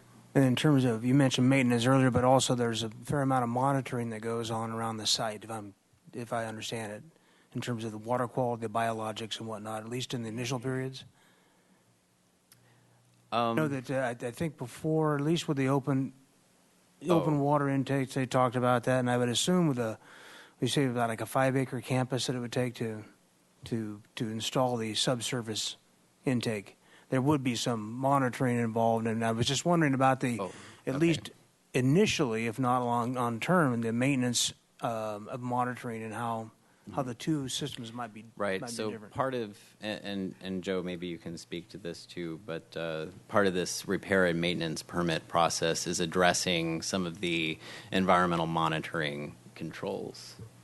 Right. And those would involve, and that specifically related to construction and the maintenance activities. So they would be along the lines of controlling turbidity, avoiding removal of biological material if it's not necessary, and so forth. All right. Well, thank you. Mr. Hart? Back to the entrainment question. Part of the complexity of our site-specific situation is how we propose to use the desal plant. So what we are proposing to do is to turn it on when we have a drought and we have a critical need, and then essentially shut it down or have it operate at a very, very low level in other periods of time. And even that decision hasn't been made whether that would truly be, we'd operate at a 500 acre foot or not. And so the complexity, the scientific complexity in figuring out the advantages and disadvantages of the subsea intake, separate from the lack of scientific data, is that the construction impacts of building the subsea galleries are significant and involve entrainment. You're essentially dredging out 5 acres of the ocean, the material, the sand, and with it comes entrainment. That is an entrainment process. You're killing everything that goes in through that dredging operation. to the depth of whatever it is you're constructing to build these subsurface galleries. And there's a certain amount of mortality involved in that construction process. There's a certain amount of mortality involved in the maintenance of that construction process as compared to the entrainment that we know occurs through an open ocean intake. And I don't even begin to know the math of the equation of those two things and how they're involved, but I suspect that the answer is that we don't know the answer because we don't know how we're going to use the desal plant. We don't know how long the drought's going to last. And in the instance of the previous time when we built a desal plant, when we immediately turned it off, the amount of entrainment that was involved in having a plant operate for 3 or 4 months was pretty small compared to what would be involved in the construction of a subsea gallery. So this is really complicated, and it's scientific, and it's site-specific, and it's time-consuming. And I think that context is valuable to this conversation. Okay, I think that's it for the questions. We do have some public comment. I know Hillary Hauser from Heal the Ocean was here, but she had to leave, but I see James Hawkins as well, so we'll start with you. And we did receive an email from Ms. Hauser earlier today, to be followed by Brad Smith. Good afternoon. Mayor Schneider and members of the council, my name is James Hawkins with Heal the Ocean. Fortunately, Hillary could not stay today due to a scheduling conflict, but she asked me to speak on her behalf. Given today's discussion on the reactivation of the Charles E. Meyer desalination plant, it seems appropriate to let the council know that Heal the Ocean is in the process of contracting with RMC Engineering Los Angeles for a cost feasibility study for an indirect potable reuse project that would produce highly treated recycled water for use in replenishing the city of Santa Barbara's groundwater supplies. We've emailed the council a copy of the letter, and I've got hard copies here in case anyone would like them. We're doing this as a gift to the city, hoping it might be useful towards its own water supply planning efforts. This study will be done in the same vein that we produced at our sole expense the 2001 Metcalf-Enetti cost feasibility report for tertiary treatment at all 5 wastewater treatment plants on the Santa Barbara South Coast. That report was ahead of its time, but has become a resource for treatment plant managers, and it's included as a reference in the recently completed South Coast Recycled Water Development Plan, which was produced under the Santa Barbara County Integrated Regional Water Management Plan itself. Heal the Ocean has preferred to approach the issue of desalination by emphasizing the potential for recycled water as an alternative water source, rather than debating the merits of various intake technologies. With so much wasted water still being thrown into the ocean, on the order of millions of gallons per day, we would like to emphasize that the city recapture this water and treat it to the highest standards, that may be a reasonable alternative to more expensive ocean desalination. We have talked to Public Works about a proposed feasibility study and have been told that indirect potable reuse will not replace ocean desalination at this time, which has been a part of the city's long-term water supply planning for some years. Nevertheless, we think the information from our study will be extremely valuable as the city moves forward with planning for a drought-resilient water supply, and we look forward to working with the council, staff, and any interested parties on this issue. Thank you. Thank you, and thank you for doing that. That's great. Brad Smith will be followed by Robert Solnick. Mayor Schneider, council members, as I think you all know, we had a little forum yesterday and had a couple of members join us. Also, we sent to all of you a report we did, and it raised a lot more questions than it answered. But what we found is there are a lot of options. We also found in our process, we're really impressed with the staff and the people in this area. There's a lot of good people, really sharp. So we're not saying, no to desal. We're not activists. We're trying to be more proactivists, okay? So the main thing I would like to just suggest is that in addition to this work that you're doing on maintaining the option of desal, that a lot more study could be done into some of these other options, and that it doesn't have to all fall on city staff. What we're trying to do is to build a collaboration amongst the various districts, water districts, other stakeholders in the community, and we'd like to invite you into that process. You're probably the biggest player in that process, potentially.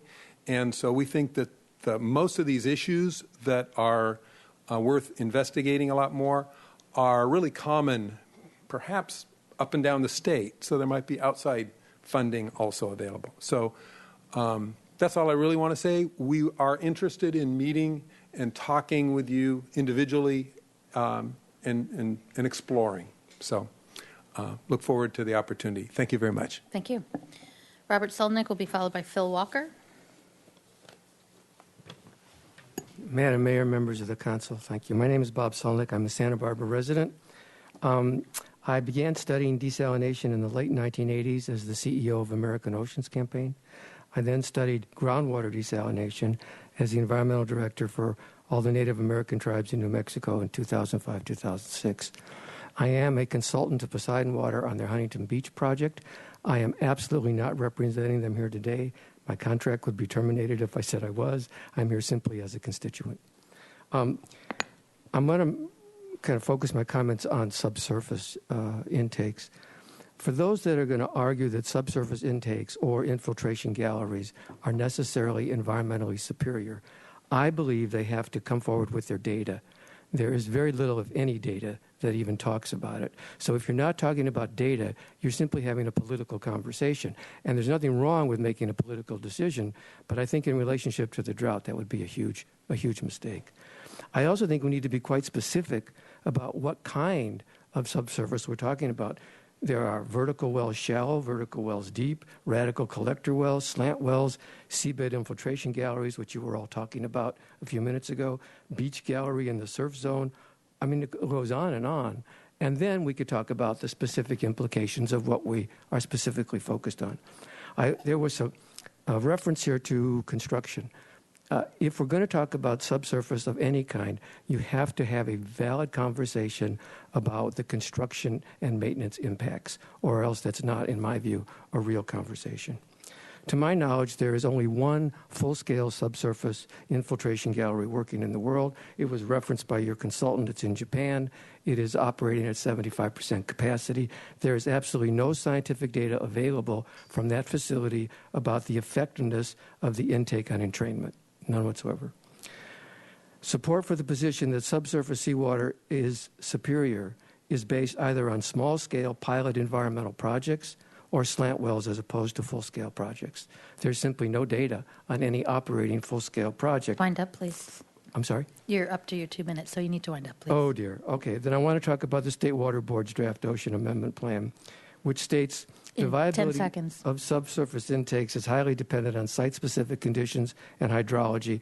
Consequently, requiring subsurface intakes as the only intake technology may result in overly restrictive conditions that effectively eliminate desalination as an option for some communities. Thank you. Thank you. Phil Walker will be followed by Kira Redmond, and the final speaker will be Ms. Hamilton. Long time sitting here, excuse me. Impingement, I learned something today. There was a scuba diver that was exploring a gas-fired power production facility down in El Segundo, and he was actually impinged in the cooling water intake. Fortunately, he was rescued. When I spoke before council, Mayor Bloom, was the mayor at the time. Again, it was during a 5-year water plan update. And my concern was seismic vulnerability of this area vis-a-vis the water distribution resources. And I saw in the paper yesterday, it was mentioned severance of the Tecolote Tunnel in case this was in reference to the MF-UF system at El Estero. But the same thing, the desal plant was originally conceptualized as a regional plant, and Montecito is facing a fairly severe economic and landscape disaster. And, the Office of Emergency Services announced they're going to a full-time staffing level. This is the state. And the MWD, that was a shocker to me, announced last night also that all their water reserves have pretty well drawn down. So, we'll take a regional approach, and I think the city needs to look ahead a little bit and partner with the other agencies in this area and get on board with it. Thank you. Chair Redmond and Morgan Coffey, you're here, you're ceding your time. So, Ms. Redmond, you have up to 4 minutes. Thank you, Mayor, council members.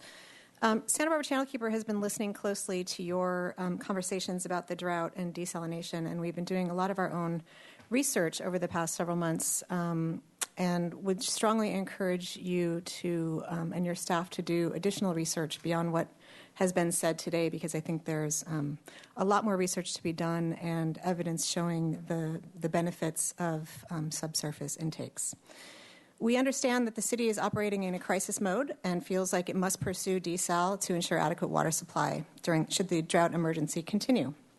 We sympathize with that dilemma and have modified our position to reflect that. Unfortunately, things have changed since the city adopted its long-term water supply plan in 2011. Besides the meteorological problem of the drought, the political and regulatory landscape has also changed. As we have discussed before, the State Water Board has documented the significant impacts that open ocean intakes have on the marine environment and adopted a policy in 2010 to minimize those impacts by requiring coastal power plants that use open ocean intakes for once-through cooling to employ best available technology to reduce the entrainment and impingement of marine life. Now they're developing similar regulations to reduce those impacts from desal facilities. These regulations will be adopted in early 2015. Given these changes, it is highly unlikely that the city will be able to get its desal facility back online by 2016. The strategy that the city has employed over the past few months is to try and bully its way out of doing what will be required of all other desal plants in California moving forward, to utilize the preferred technology identified by the State Water Board, which is subsurface intakes, to minimize the intake and mortality of marine life, unless they are proven through a thorough analysis to be infeasible. Again, we understand you're in a desperate situation, but this strategy may well backfire on you. The aggressive stance the city has taken against the state desal policy, beyond reflecting poorly on you, has raised the hackles of every environmental representative in California working on desal and the once-through cooling policy before that. Organizations and individuals that have a lot more expertise, resources, and connections to regulatory agency staff than Santa Barbara Channelkeeper. Collectively, they will do whatever they can to ensure that the state desal policy is not undermined by Santa Barbara. This advocacy has already begun in earnest. I myself will be testifying before the Regional Water Board on this matter later this week. Even if, despite the efforts of the environmental community, you are successful in convincing regulatory agencies to exempt Santa Barbara from the new standard and permit you to proceed with the screened open ocean intake, and that's a big if, there's a very real possibility that your permit will be challenged, adding more time, expense, and difficulty to your dilemma. After thoughtful consideration of the many factors at play here, we think we have come up with a very reasonable compromise solution to the dilemma we find ourselves in. We laid it out in detail in the email you all received yesterday, but to recap, we urge you to include in your request for proposals for the Design Build Operate contract a provision to conduct a thorough technical analysis of the feasibility of different types of subsurface intakes, and yes, there are many. A current analysis, not one based on information the city may have compiled 20-plus years ago when the facility was originally built. If that analysis shows that a subsurface intake is feasible, make a concrete commitment to transition to a subsurface intake in the future once the emergency drought conditions subside through a condition on your permits to the facility.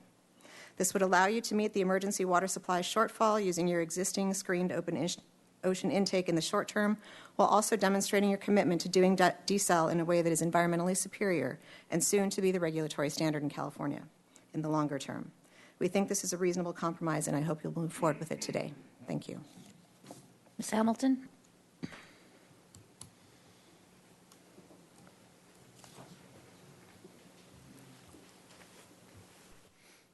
Good afternoon.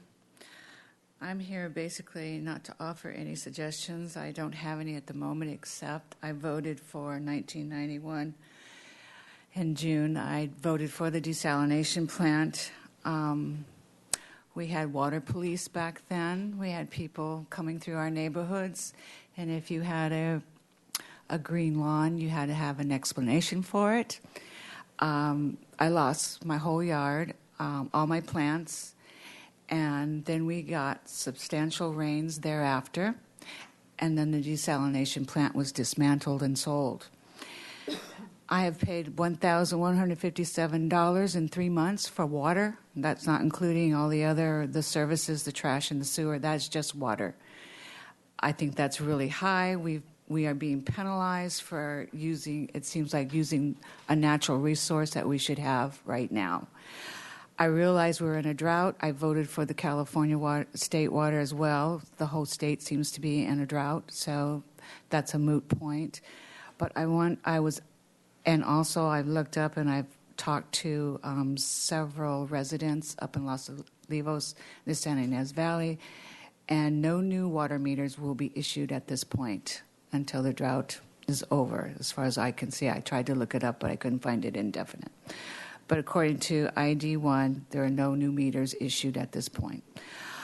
Also, I want to know, why was the desalination plant dismantled? We are a coastal desert, and this was going to occur again. 22 years later, I'm in the same spot.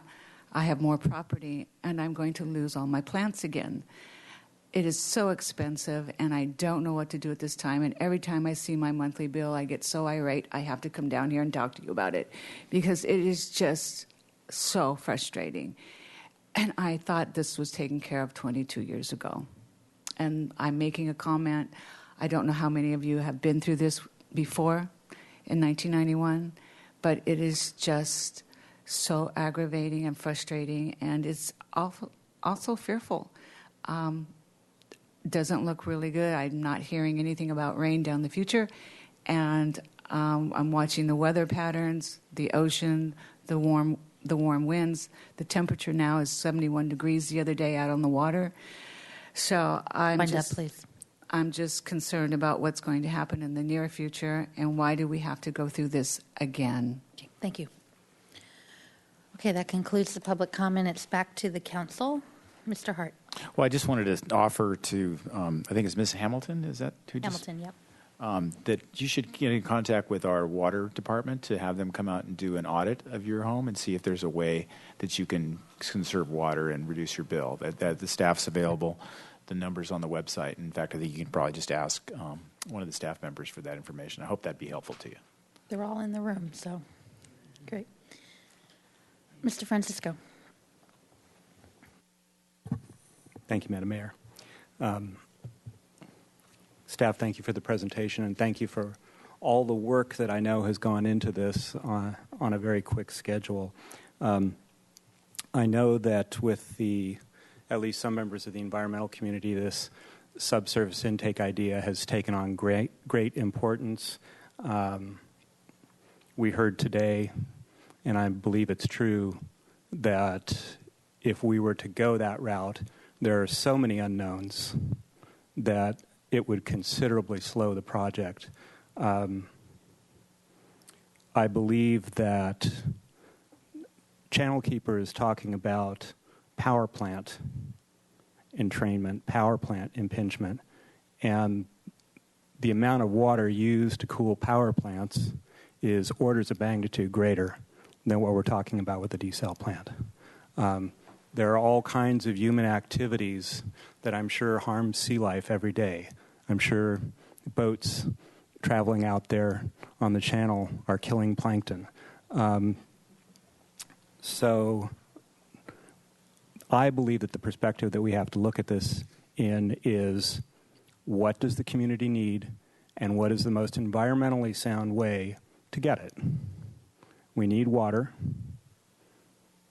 If we had the choice today, if this were a clean slate, and the choices were build a dam on the San Ynez River and create a reservoir, and, oh well, no more steelhead trout, or take water from the ocean and maybe kill some plankton, which choice would be the environmentally sound choice? So it appears that the only feasible way to get the water we need, should the drought continue, is to restart the desal plant, which has been part of our water planning for many, many years. And the idea that because we're taking what appears to be the only feasible route at this time, And because it's been a part of our plan for many years to say that we're bullying the State Water Resources Control Board seems a little bit over the top. But in any case, what I have witnessed in my discussions, both with the board and with other members of regulatory agencies that we need to work with cooperatively to make this happen in a timely fashion, what I've seen is that they are very receptive and very understanding of our issues. And these people, I can assure you, Ms. Redmond, are just as much environmentalists as you are, just as the people on our staff are. So the approach that we're taking here is the best environmentally sound approach available to us at this time, and I wouldn't support anything else. But I do support this approach, and I move that we adopt recommendations A through E. Is there a second? Mr. White? Thank you, Madam Mayor. And thank you, staff, for your presentation and our consultants as well. I think this has been very educational today, and I also appreciate the input of the various advocates today. Clearly, this conversation is one that will continue, obviously, as we look to the skies here in the next few months and hope that we get that relief. But also, it is a lesson for us going forward about managing this critical resource. To kind of respond or to respond to the issue before us as an agenda item, I do support the package, the program. I appreciate that there are. Is it a perfect situation? No. But we are, I think that the term that we really have brought to bear and really was highlighted in our Plan Santa Barbara effort is adaptive management. We have one imperfect situation that we're responding to after the next, and I think we're looking at the finances, we're looking at a whole host of issues, and it is bringing the community out to participate and to help us in making these decisions. I think we're on a prudent path. And I want to take a minute to hearken back to Charlie Meyer, who had all the flashiness of a Lutheran preacher, but he fought City Hall for that spot down there, because City Hall wanted to use that, had another use in mind for that, and he dug in. And he has two things in his legacy. This one, which is the headliner. The other one is that spreadsheet that staff hands out every month showing how much water we use and from where it comes. And it is a piece of work. And I know that most of us have seen it a time or two. But I just want to recognize him, remember him. I do have one area that a wonky thing that I want to come back to for the future. And that is chart number 1, 2, 3, 4, 5, 6, 7, 9, the historical background showing Kachuma allocation. I think one of the places where we got wrong-footed this time is it shows here that we have my eyes are not good enough. 8,700. 8277. We've burned through our Kachuma allocation faster than we expected, I believe. Kachuma was spilling 4 years and, 4 months ago, something like that. And yet here we are, kind of up against it. So that's that whole, how much water, it isn't that we have 8,200 acre-feet of water per year, it's that we have 35,000 acre-feet of water that ends up in that reservoir when it's spilling. Or when it stops spilling. That is our allocation to meter out, to make use of over time. So I want to revisit that so that we all have that for the long-term planning. How much water is in there and how do we budget it out? And obviously we have many politics of fish and downstream users and so forth that are all coming into play there as well. So that's just one place that I want to, for future planning conversations, something that I don't think is clear not for the community for sure, and maybe not for the decision makers as well. And staff can help us get there. So back to the desal. Thank you for the work today. I think this is the reasonable peg point in our march as we go forward into this hopefully a rainy season, and everybody will be able to back off. But if not, then we'll be continuing to make difficult decisions on this issue. And thank you for the professional work that you brought forward today. I'm going to pipe in here in the middle of conversations, just trying to bring in all the different components. First off, to thank you for a really well thought out presentation. It's the history of it is important. The technical pieces are important. I appreciate you're here as the engineering component, so we're hearing from our own staff and outside experts, and of course the public comment. I'm trying to look at this process in a very realistic way, and there seems to be two components here. There's the immediate emergency scenario. We need water and we need it by a certain time. And we have certain structures in place and not in place. And then there's this longer term process that is still policy questions of what happens to this facility after the drought.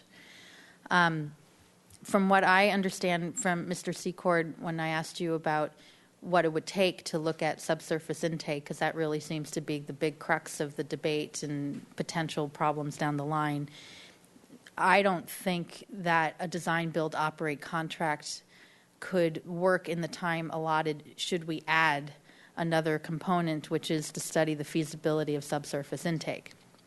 That doesn't mean that we shouldn't think about what is the feasibility of subsurface intake in the future. So, and then on top of that, to appreciate Heal the Ocean in particular, you're doing the work that you're doing. You're raising money and using it in a way that can help the whole community of what's the feasibility of potable reuse. That's happening as we speak. So, I wonder that between now and April 2016, which is a key decision point, depending on what happens in the winter rainy season, we may have to award a contract. The work between now and then of all the permitting and everything, the assessment of the design, build, operate contracts, awarding the bid, who you're going to pick, negotiating, all those things, really detailed amount of time and energy that needs to take place between now and April. If we do need to award the contract in April, it will still be busy in terms of a construction, the building and the operating. The design part is done pretty much. So it seems to me that's also a key moment in time where before we have to make another decision a few months later of even expanding or what else we need to do, that at some point around April 2016, we may want to start and initiate a conversation about the feasibility, the cost, and the timeline associated with converting this facility, the offshore component, to a subsurface intake, and also to start the conversation about what does potable reuse options look like. I think if we were able to make that determination today without saying we are going to go in a certain direction, but that we are committed to looking into them at a time where we can make a decision if we need to, if we want to use the desal plan on a long-term basis, we can kind of work on a parallel track without jeopardizing the very tight timeline that you have currently in order to get the desal plan as proposed online in time. So I bring that because from what I'm gathering from meetings that our desal subcommittee had last week. Well, Greg and Mr. Hart and I had last week with some folks, and just listening to the community, that part of the concern is that we're being too short-sighted for an immediate need, and I don't apologize for being focused on the immediate need. However, I think we need to express that, of course, there's bigger issues here and a longer-term policy discussion to have. And I think if we can vocalize that and sort of give some assurance that we are paying attention to this and there's a reasonable time frame to look at those things, that might assuage some concerns out there. So So we have a motion on the floor, and I think we'll have a vote on the motion, but it might be worth having an additional motion just to, in my mind, to say to direct staff to come back in spring of 2016 after the potential awarding, after that decision point of the awarding a contract, to look at what would a process look like to consider the feasibility, cost, and timeline associated with both converting the offshore facility to a subsurface intake, and also to look at the options about potable reuse. Again, it's not saying we shall do this, but at least it gives a path towards learning more about all the different components involved with this long-term issue. So I'll support the current motion and let it stand as it is, but I just want to throw that out to my colleagues to see if that's something else we can consider. With that, Mr. Hart. Well, Madam Mayor, I was prepared to make that motion, so I think that you and I had kind of the same conversation and the same conclusion from that conversation. And I think what it really speaks to, the dilemma that we're faced now is a product of the way the long-term water supply plan was adopted. And I think that there wasn't a crisis when that was happening, and there was some long-term planning done, there was a lot of work done, there was a lot of community engagement, but not to the degree that we're seeing now, where people are really engaged and really concerned and really want to weigh in on these long-term issues and have that be thoughtful and have that be, frankly, it should be regional, and it's not. And there's a lot of reasons why it's not that have to do with the regulatory world that we're living in and the crisis that we have and the laser beam focus that we have to keep on making this project move forward. But all of these questions that folks have brought up are legitimate and important and need to get aired out fully. And so I think there may be an adaptive management long-term water supply process that is going to evolve out of this, that is a product of the changing climate that we're dealing and the changing environmental situation that we're facing. And it's just different than it was before, where we could have had a long-term water supply plan. I think the original one was, 1994? And then we went until 2011, and that one was fine until 2011. Here we are in 2014, and we don't think that one that we had in 2011 may be adequate. So we may not be able to go that many years in between doing this. We may just have to do it all the time. And I think that might be a way to also address what you're talking about as well. Ms. Murillo and then Mr. Rouse. Thank you, Madam Mayor.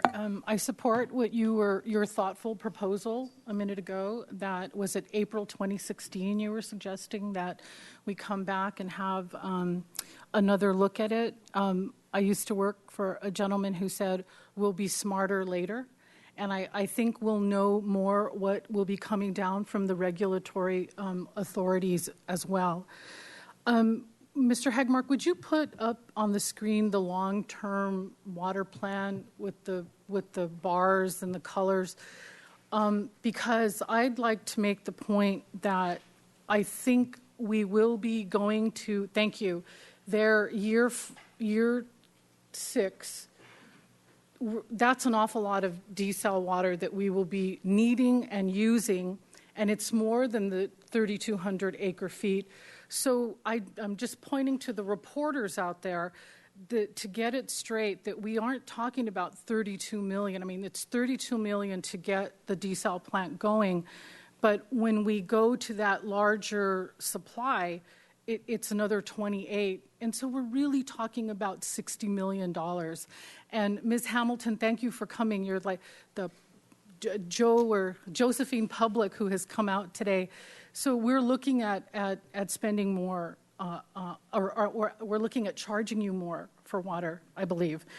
And I respect the environmental groups, and I'm persuaded by the arguments that they've been making. And it's not just Channel Keeper. We have here the California Coastal Protection Network, the Coast Keeper Alliance, Surfrider has been watching what we're doing. And I hope there's not this resentment against Channel Keeper because they sued us over our sewage pipes. And they won.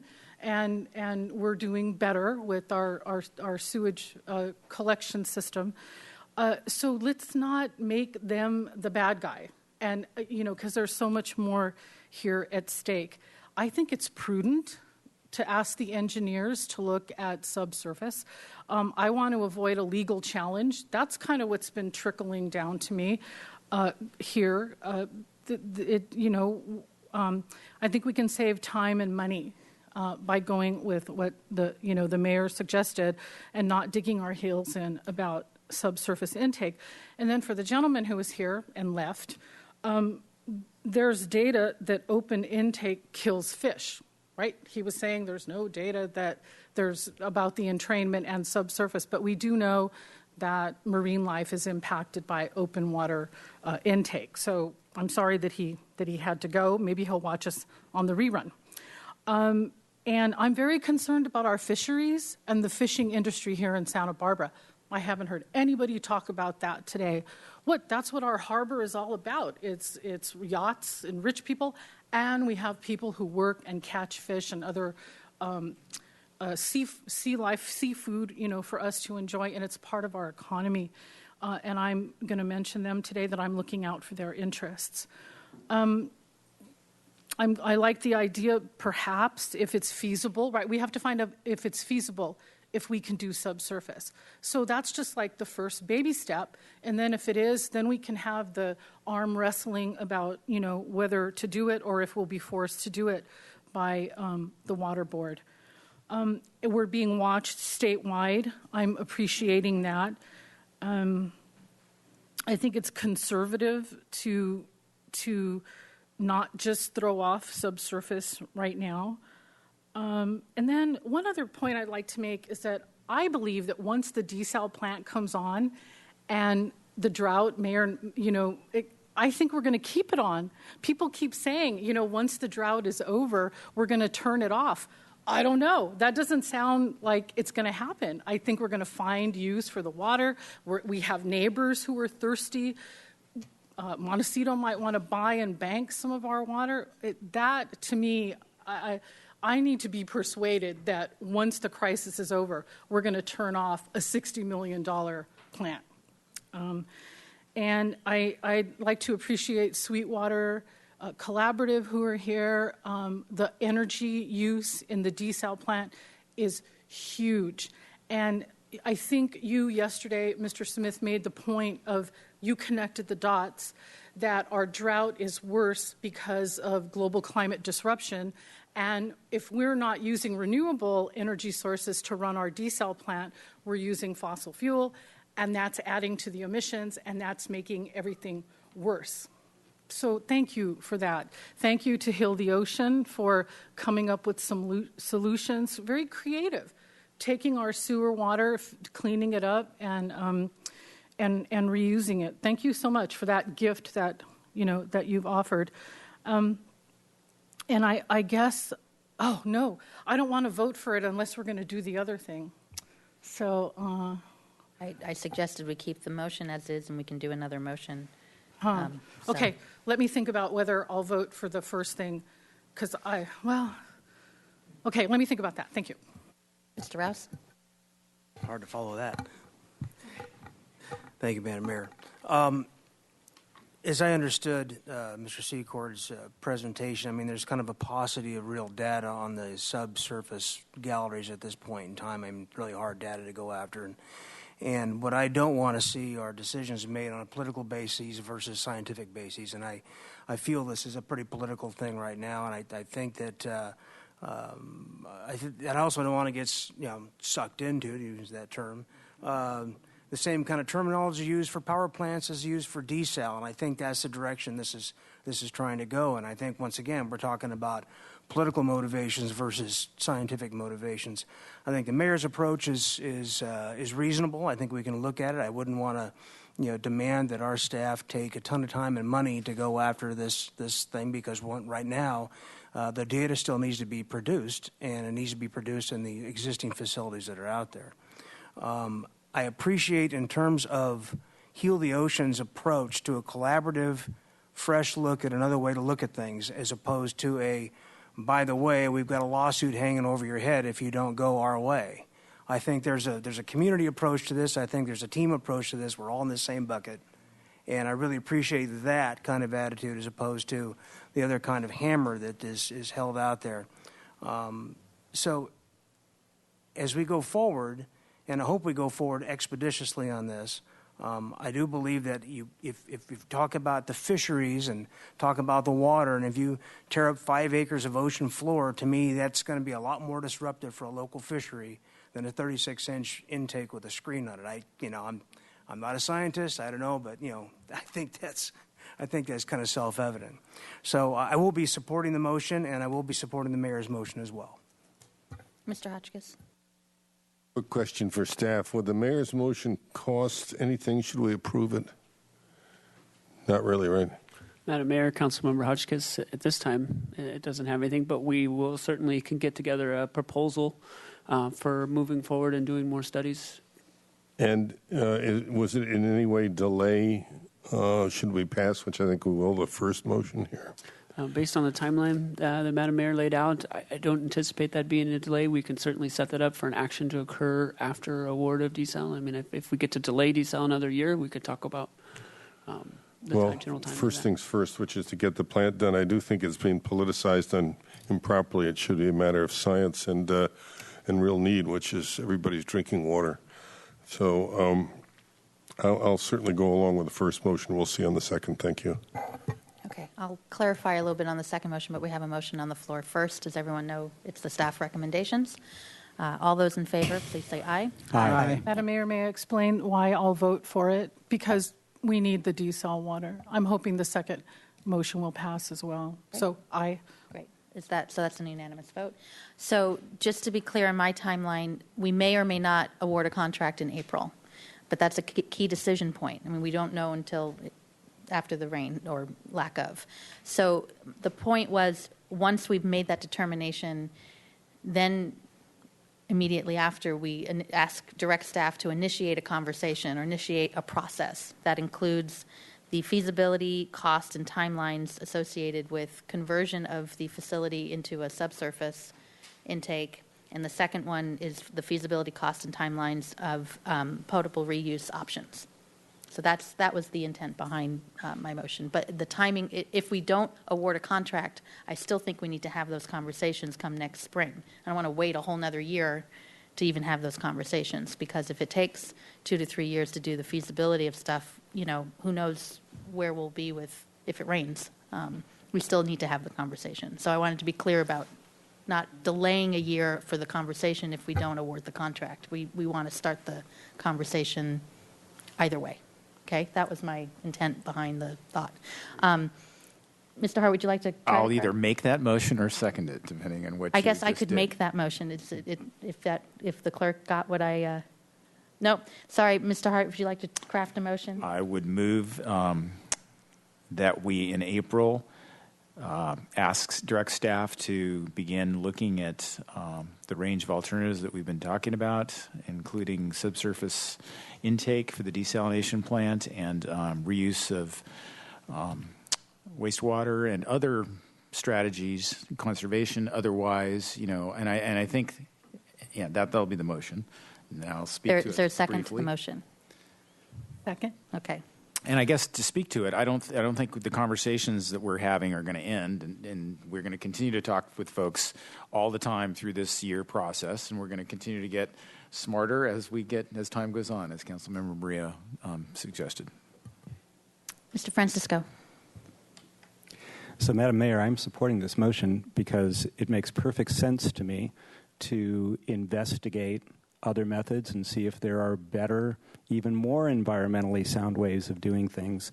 But I don't think that we should be trying to inject what we've heard today is a fairly new method. There's only one experimental facility in the world using this method right now. And the important thing is that we get the work done. And we have ample time to do research on what sounds like it is actually very new technology. Okay. Anything else to the motion? Mr. Rouse? Nope. Are you just ready? All in favor? Aye. Great. Okay. Thank you very much. Let's take a little 10-minute break.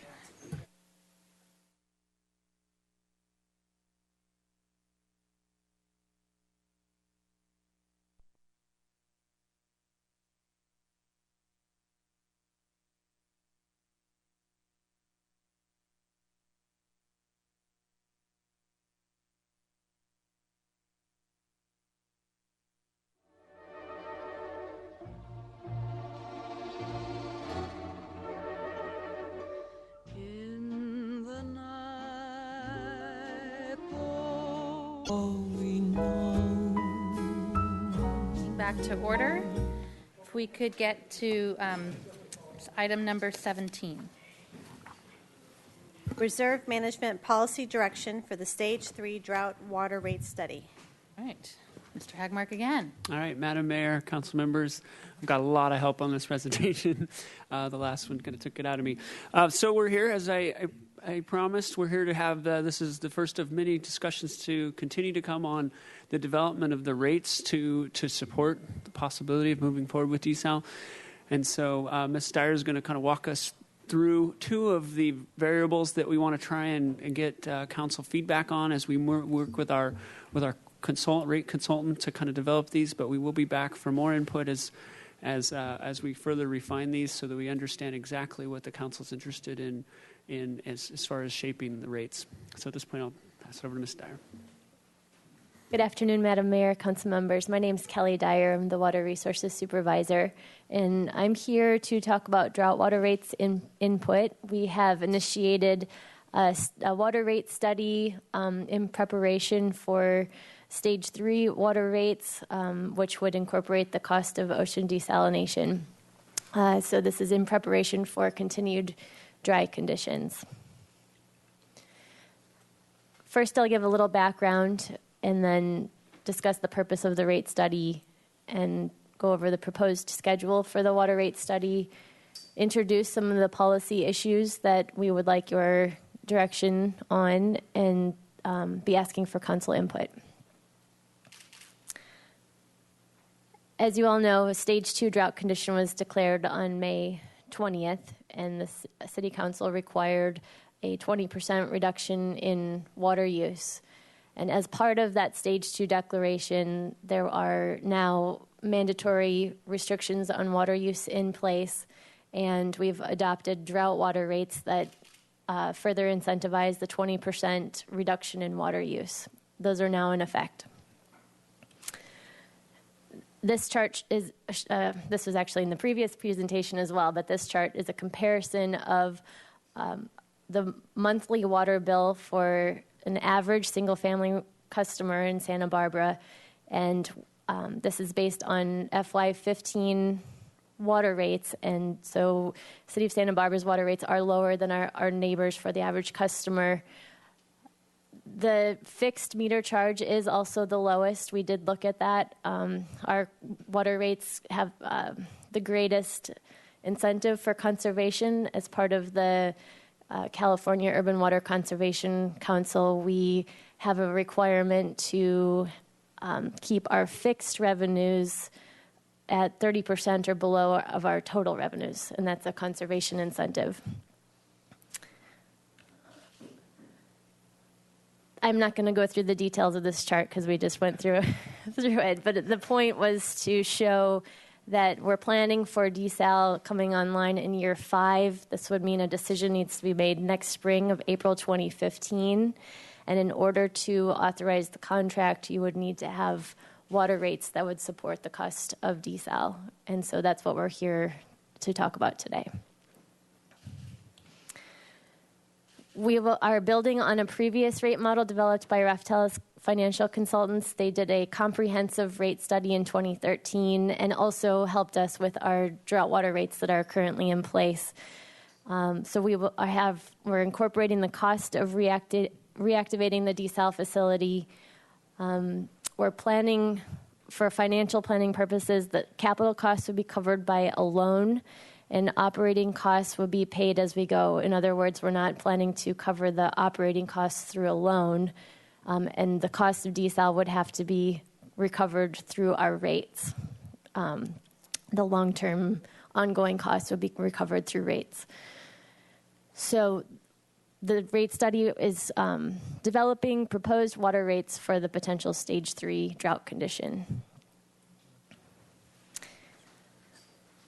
The desalination facility has 2 phases. We're focusing first on phase 1, 3125 acre feet per year. The decision will be made next April. The impacts of the costs of phase 2 expansion to 7,500 is not included at this time in the rate study. We will have to come back and reassess the cost impacts if we have another subsequent drier winter and need to expand the size of the plant.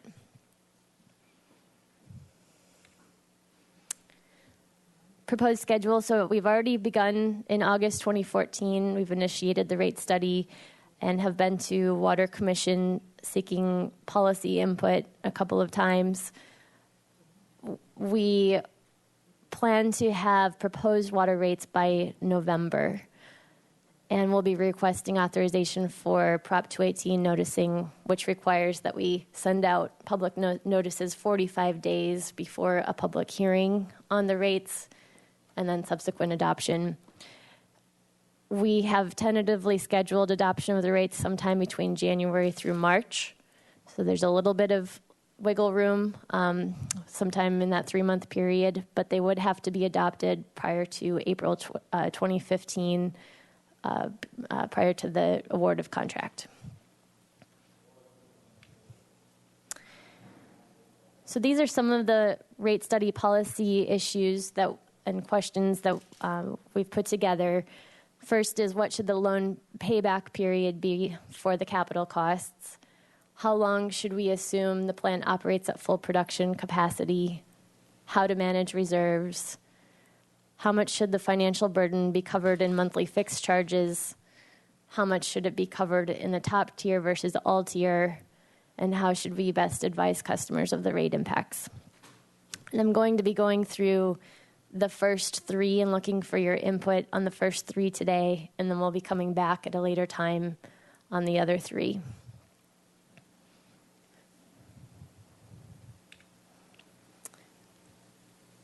For the first phase of desal, which is 3125 acre-feet per year, the capital cost is $32.4 million. The operating cost in full production is estimated at $5.2 million per year.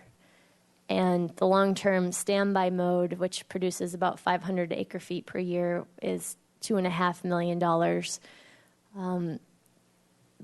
There are some labor costs that we feel are conservative in that estimate for the long-term standby cost of $2.5 million. So that standby mode wouldn't actually come into play until FY18, and so between now and then, we'd be looking to see how we could reduce that standby cost before FY18 rates would be adopted. That would also be one of the benefits of the design build operator. That's one of the tasks. There are actually people that operate facilities just like this privately, and so they will be leveraging their skill sets at doing this and trying to maybe recommend some options for us. And so that'll be some of the information we'll be getting out of the proposals when they come back.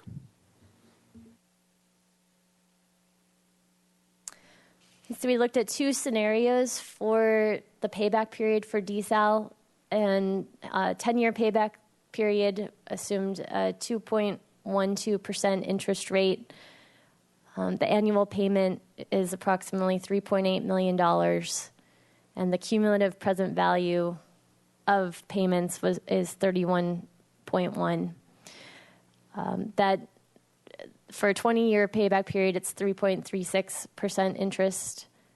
Annual payments are $2.3 million, and the cumulative present value is 33.8. And so what we did was to project out, look at the total annual payments for the 10-year and 20-year period, and then discount it back to today's dollars, assuming a 3% discount rate, and that's what gives you the bottom row. So you can see there's a $2.7 million savings by going with a 10-year payback scenario. The annual payments are about $1.5 million higher. This chart shows our projected. I just had 2 council members going, I don't get that. So can you do that? Can you explain that a little bit? Because it's counterintuitive to think, how could something 20 years, how can something that's be twice as long only cost another $2.7 million overall? So if you explain how you got to that. Well, and just if I may, Madam Mayor, that you have 10 years, and on on the 10-year plan. $3.8 million per year times 10 years equals $38 million. And you have it, that's $31.1 million. I don't understand that. So that I'm back in that, lost in those weeds, and then I probably get even loster after that. So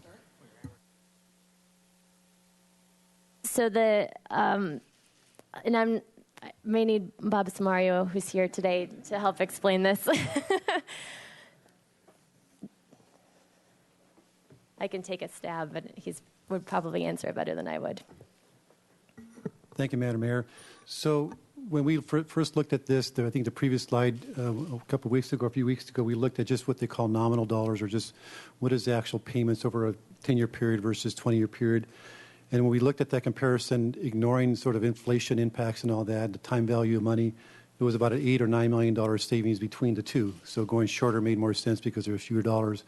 And what Mr. Bill Ferguson suggested we do, because in any economic analysis like this, you should look at present value. What are those monies worth today when you spread them out? And the longer you spread out money, the less valuable that money becomes. So all he's doing is saying we're going to discount those dollars over a 20-year period versus a 10 to the current to-date dollars using a 3% discount rate. That's an assumed sort of CPI factor. And what are those dollars worth today? And then that difference actually becomes just smaller because it takes into consideration the value of money over time and the diminishing value of money over time. So that's where that comparison comes from. To me, they're both relevant. $9 million nominal difference versus a $2.3 million present value difference. There are still some advantages to doing a 10-year debt. Mr. White and then Mr. Francisco. Okay, so we're seeing that nominal, the 3% discount rate becomes one of the big gauges in there for this. And that's sort of one of those cliche numbers that you see used in lots of places. But we haven't been experiencing 3% for a number of years, right? Right. So we could, and the presumption would be that even for the next few years, we're not going to make that rate. So that could even be something that's warping this a little bit. I mean, my gut feeling is that just when you look at the interest rates, if one is substantially in terms of percentage difference, that's 2/3 the interest rate. The 10-year is at 2/3 the interest rate of the 20-year. That's kind of one of the things that jumps out at me as being a big savings. Of just wow, that's the one that kind of attracts my attention. And as I say, my gut feeling is that the 3% discount rate is actually hiding some of our savings on this, and in fact, we're doing better than that 3% discount rate is suggesting. For whatever. And I would agree that 3% today is high. CPI is not 3%, but if you look at sort of the historical averages and what even the Federal Reserve Bank, what they look at targeting and what they expect, it's closer to 3%, but it's not that today. It's true. Madam Mayor, Councilmember White, just to give you a sense of the numbers before they were discounted back, the total payment over the whole finance period for the 10-year loan option was $36.2 million, and then for the 20-year period, it was $45.1 million. And so it was a difference of roughly $9 million before they were discounted back. Mr. Francisco? How much money is being borrowed here? How much is being borrowed?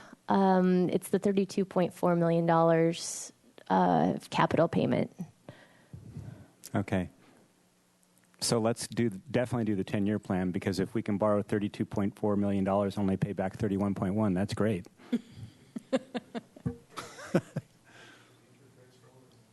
Yeah. Okay, you can keep going. Okay. This shows the projected water program expenses without desal. And so there's O&M costs, debt service, and then our capital expenses.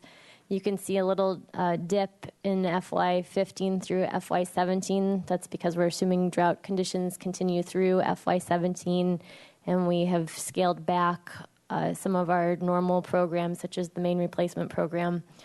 And then in FY18, you see the bump up where we've are recovering the costs that of the projects that were delayed during drought, well, then the budgeted amount for those projects is then recovered over a 5-year period starting in FY18. This shows the change in the total annual costs with desal, with the annual capital payment, and which is the lighter orange bar, and the darker orange bar is the operational cost. And you can see in the FY17 is when we're assuming 1 year of full production from the plant, and then it goes into standby mode. And the key point I want you to take from this is in the long term, it's 13% higher than what we would have normally had in our annual expenses. And then with the 20-year payback period, it's 10% higher. So the change in our total annual cost is only a 3% difference, whether you do a 10-year or a 20-year payback period on the capital cost. So but the difference is another 10 years of the debt service. Right. Right. Correct. Mr. White? Your light's on. Oh, okay. Go ahead. So there's in terms of annual costs for 10-year versus 20-year payback, there's a 3% difference. The 20-year payback would cost an additional $2.7 million in interest, and generally the operating costs have more significant cost impacts. It ends up being the larger portion of the cost of desal when it's in full production. So for purposes of the rate study, we're recommending a 10-year payback period for financial planning. It had a higher annual cost, about $1.5 million higher, but there's a lot of factors and options that are going to be evaluated over the coming months in terms of financing the desal plan. And since we don't know exactly how it's going to play out, this would offer more flexibility in terms of having your revenues cover the cost of desal. And then we would reassess a year from now, depending on what happens, because we're of course looking for fiscal, to reduce the impacts to our ratepayers as much as possible. And we're also looking we also recommend that the operating cost be for 1 year at full production and then go to standby mode. And so we're looking for input on those two items for assumptions that go into the rate model and financial planning. I'm hearing consensus. Is there any other, any council member who's thinking something different? Mr. Hotchkiss? Or had some I'm questions? still trying to get over Mr. Francisco's observation that we're borrowing $32 million and paying back $31. On that basis, can we borrow more? I'll take that as you're agreeing with the staff recommendations. Okay. I think we have consensus up here on your staff recommendation here. Okay. So, go ahead. I wanted to, another assumption that's going into the model is how long we'll need a reduction in 20% demands. And the assumption in the model right now is that it will continue to be required even when desal is in full production. So this is through FY17 with 1 year of full production, and then demands would have a tapered recovery after the drought, returning to normal in FY7 or FY20.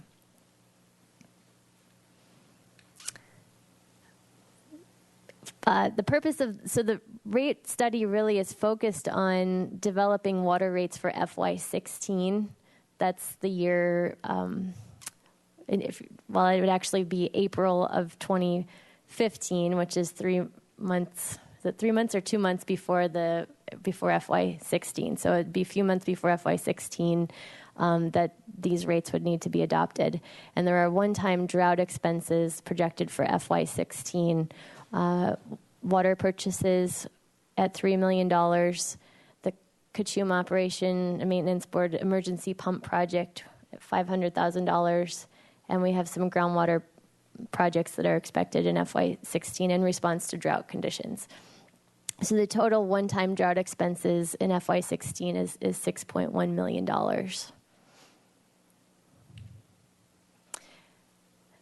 We have looked at two scenarios in terms of reserve management. The first scenario was no use of reserves at all, and the second scenario assumes some use of reserves for one-time drought expenses, and we'd be looking at our debt coverage fund, which is separate from our other three normal reserve accounts, combining them all into one total reserve number and keeping that balance above the council policy targets.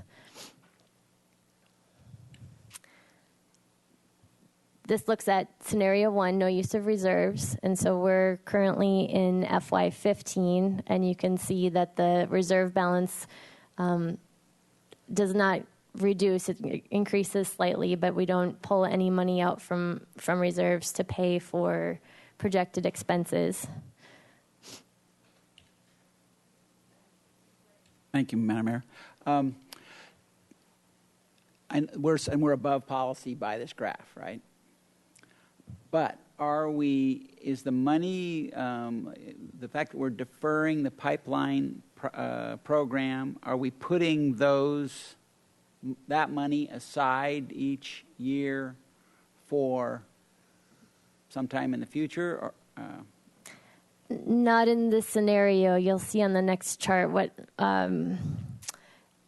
we have it in our projections, but there would need to be an increase in the future to cover those costs. We're not currently putting aside money for projects that we're not going to be doing in FY15 or FY16. Okay, so not only are we not doing the project, we are not funding the pipeline, the pipe replacement program either. So, Madam Mayor, Councilmember White, what we're presenting here is actually catching up on the pipe that we aren't doing during the drought, and so this rates would have us doing approximately an $8 million water main replacement after the drought ends to start to catch up for the pipe not done. So those rates, then you'd see the rate increases coming in after the drought.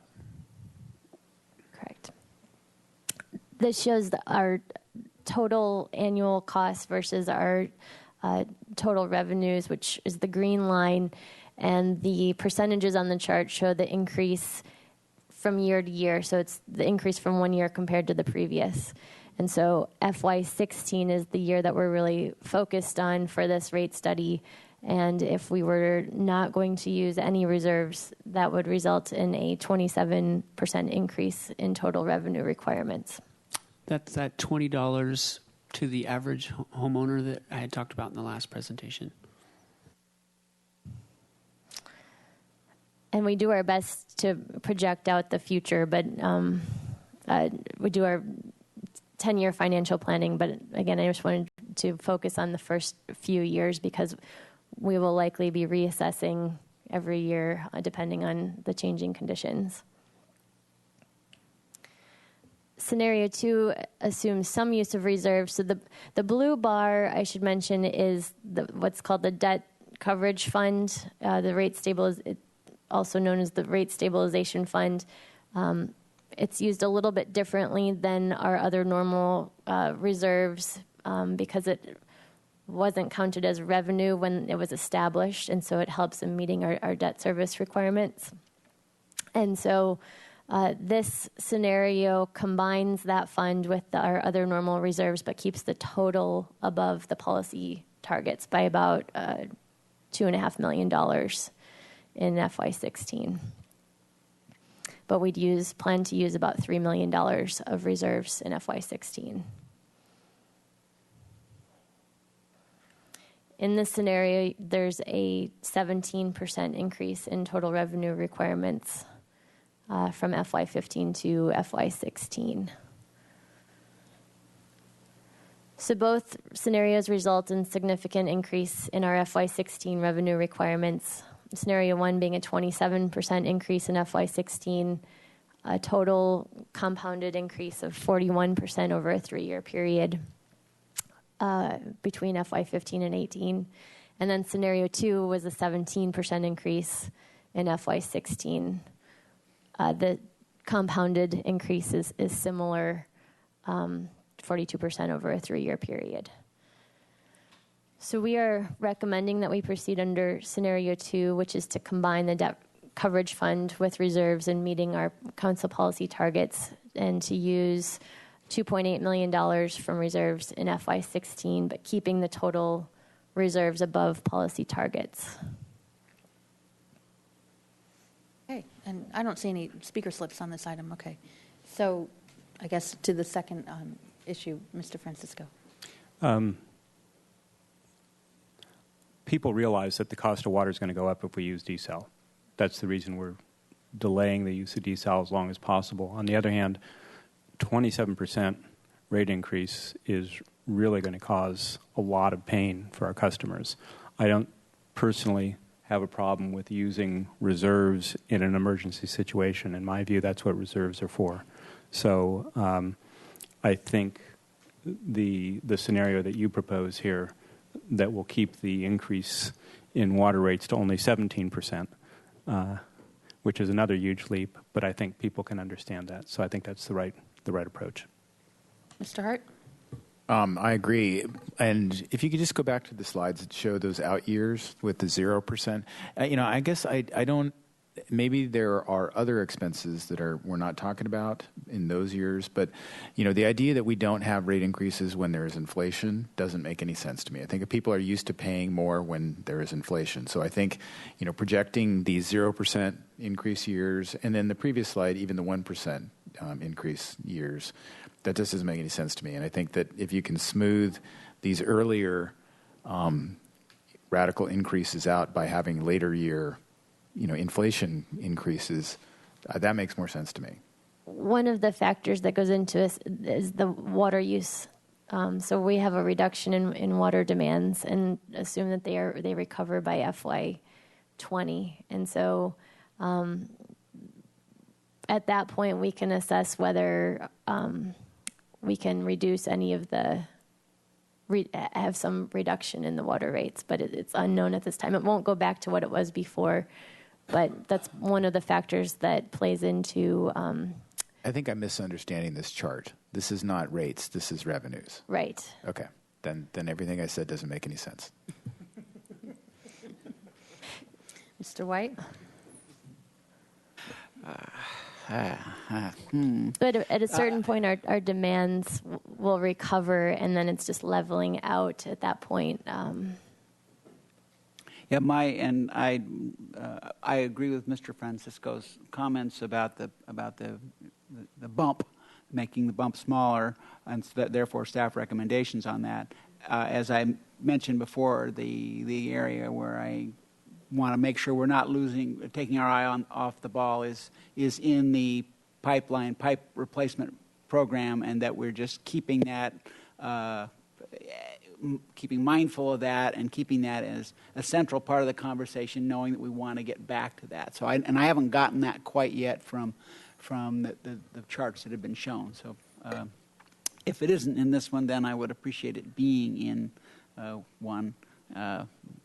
Maybe it's about to come up, and I'm just anticipating it. But I think we were at the last slide, so there was. Ms. Okay. Murillo, could you comment on that, Can you please? comment on the? You did mention it earlier, but just could you comment on that now, please? On the budget for the main the pipe replacement program of how that. Right. So here in the in FY15 through FY15 through FY17, our capital budget is reduced, and that's because we've delayed projects that can be during the drought. Uh-huh.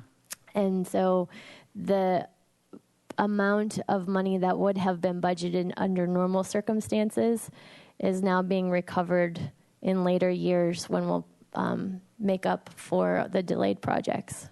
Thank you. Ms. Murillo.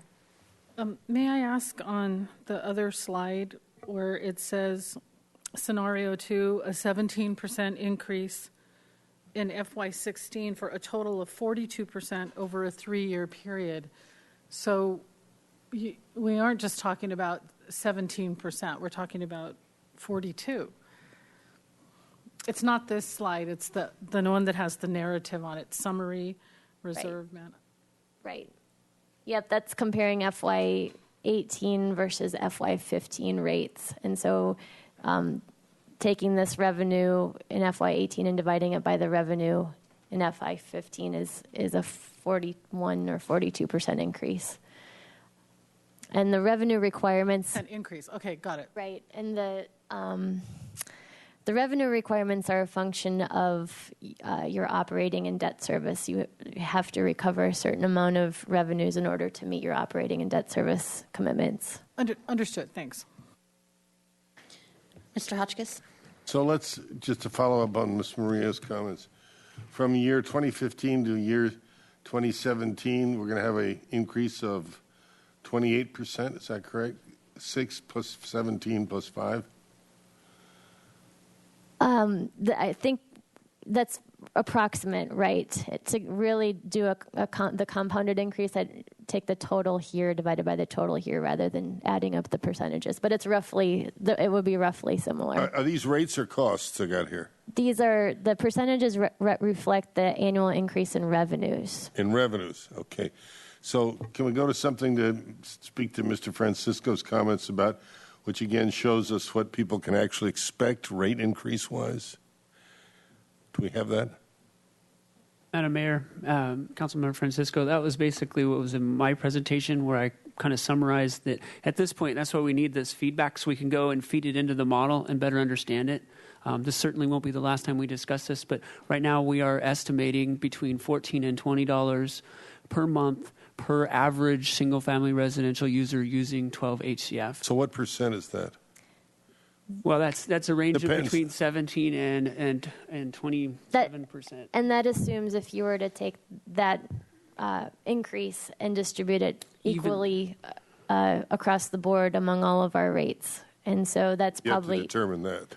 Right, exactly. That's the next step in the rate study will be the actual rate design and how that's distributed. The real policy direction we're looking for today are really two issues. One, which you've already talked about, is finance the desal plan over 10 years or 20 years, and I think everybody agreed with 10. And then the second issue is how much reserve should we use in the next year to fund drought-related extraordinary costs?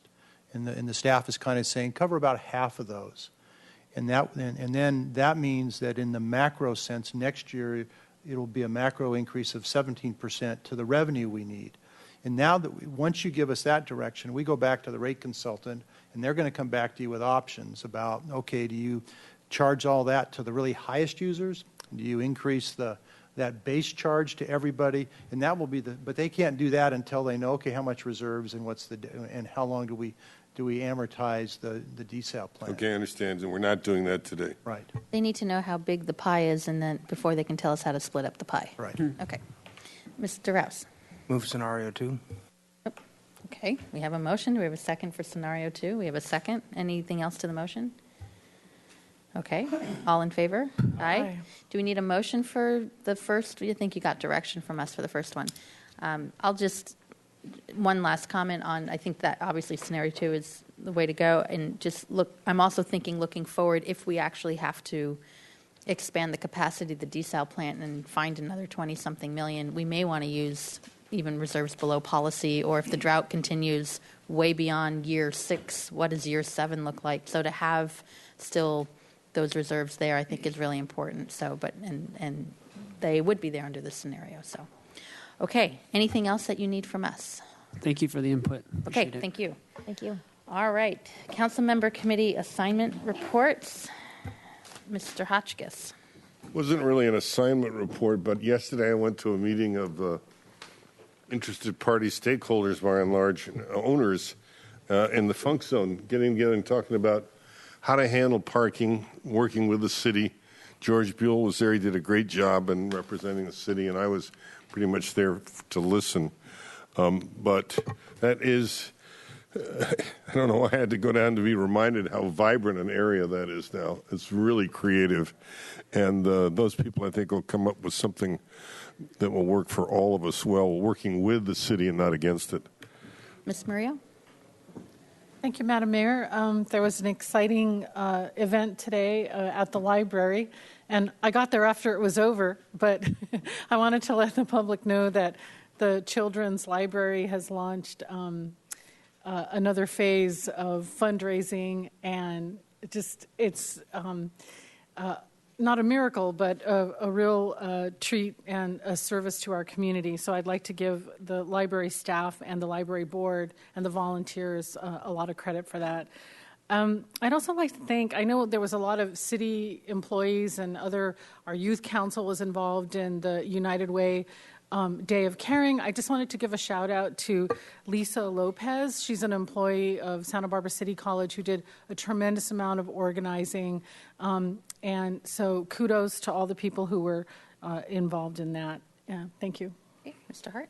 Well, last Friday I attended the Santa Barbara Police Foundation and the Police Activities League's big event that they had down in Montecito, and it was really well attended. They raised a lot of money for youth programs, and it was a great occasion. Great. It was related to the Montecito Motors car show on what day was that? Sunday, which was fantastic and gorgeous cars. The Best in Show was originally owned by Steve McQueen, this Jaguar. But then they also had the Deathmobile from Animal House, the movie. So that was awesome. That was really funny to see. But, I mean, gorgeous, gorgeous. I got to give a Mayor's Trophy Award, and it went to Neil Graffey, who owns a 1941 Packard that was originally owned by Catherine Dexter McCormick of Riven Rock fame. He's married to Stanley McCormick, also one of the founding suffragettes and women's rights activists. So, so great Santa Barbara history. It wasn't the prettiest car there, but it certainly had the history behind it. So that was a lot of fun. I thought we'd give Mr. Armstrong the last comments before we go into closed session. So your desk looks gorgeous, and thank the staff for putting that together. But Mr. Armstrong. And I'll be brief because we have three important closed session items. But I just, I was reflecting, it's been 13 years this month since I started with the city, and I calculated out I've attended approximately 650 city council meetings since that time, which is about one man year just sitting in this room. And just a few reflections. One, I really feel that I've been truly blessed to have worked for this council and worked for the city. It's just been an incredible experience. And as I mentioned last week at the little retirement party over at Chase Palm Park, I marvel at this council and the civic culture that we have in this city that allows you, like today, to have very animated discussions, but keep your eye on the ball and make decisions and make good decisions. And I've seen it time and time again. And having worked in other cities and talking with folks throughout the state, there is a unique culture here, and it's something that we should cherish, we should celebrate, because it really is important to our success as a city. And part of that's also the council's treatment of staff. Even when you may disagree with staff or have strong opinions, you've always treated myself and the staff members with dignity and with respect, and understood that they're trying to do their best. And because you've done that, they've been willing to take risks. They've been willing to admit that they've made mistakes, and you get really great work from them. And it's a great partnership that we have here. And again, I can tell you in other cities, council members take pride on beating up on staff at meetings and proving that they can intimidate and insult staff. And when that happens, exactly the opposite. You get the exact opposite result, and that is staff won't take risks. They're afraid to admit mistakes. They cover things up, or they just basically do very simple work, and they don't try their best. And so I think we should also celebrate that. As I look back over the last 13 years, I'm really proud of what we've been able to get done. I could go through lots of capital projects that we've gotten completed because we've gotten a lot done. We've also, I think, I'm real proud of how we handled the recession. Again, a great partnership between the staff and the council. We got through it. I think we're a stronger organization now than we were in 2008, even with less employees, and we do better work now. And I think, again, working together, we came up with some great solutions, and some difficult choices were made, but in the end, it really worked well. So with that, all I want to say is it's been a pleasure working with this council, also with a fantastic staff. You know, you really have great employees here, and it's been my pleasure to work with them and work with you. So thank you very much. Well, and thank you, Mr. Armstrong, and best wishes.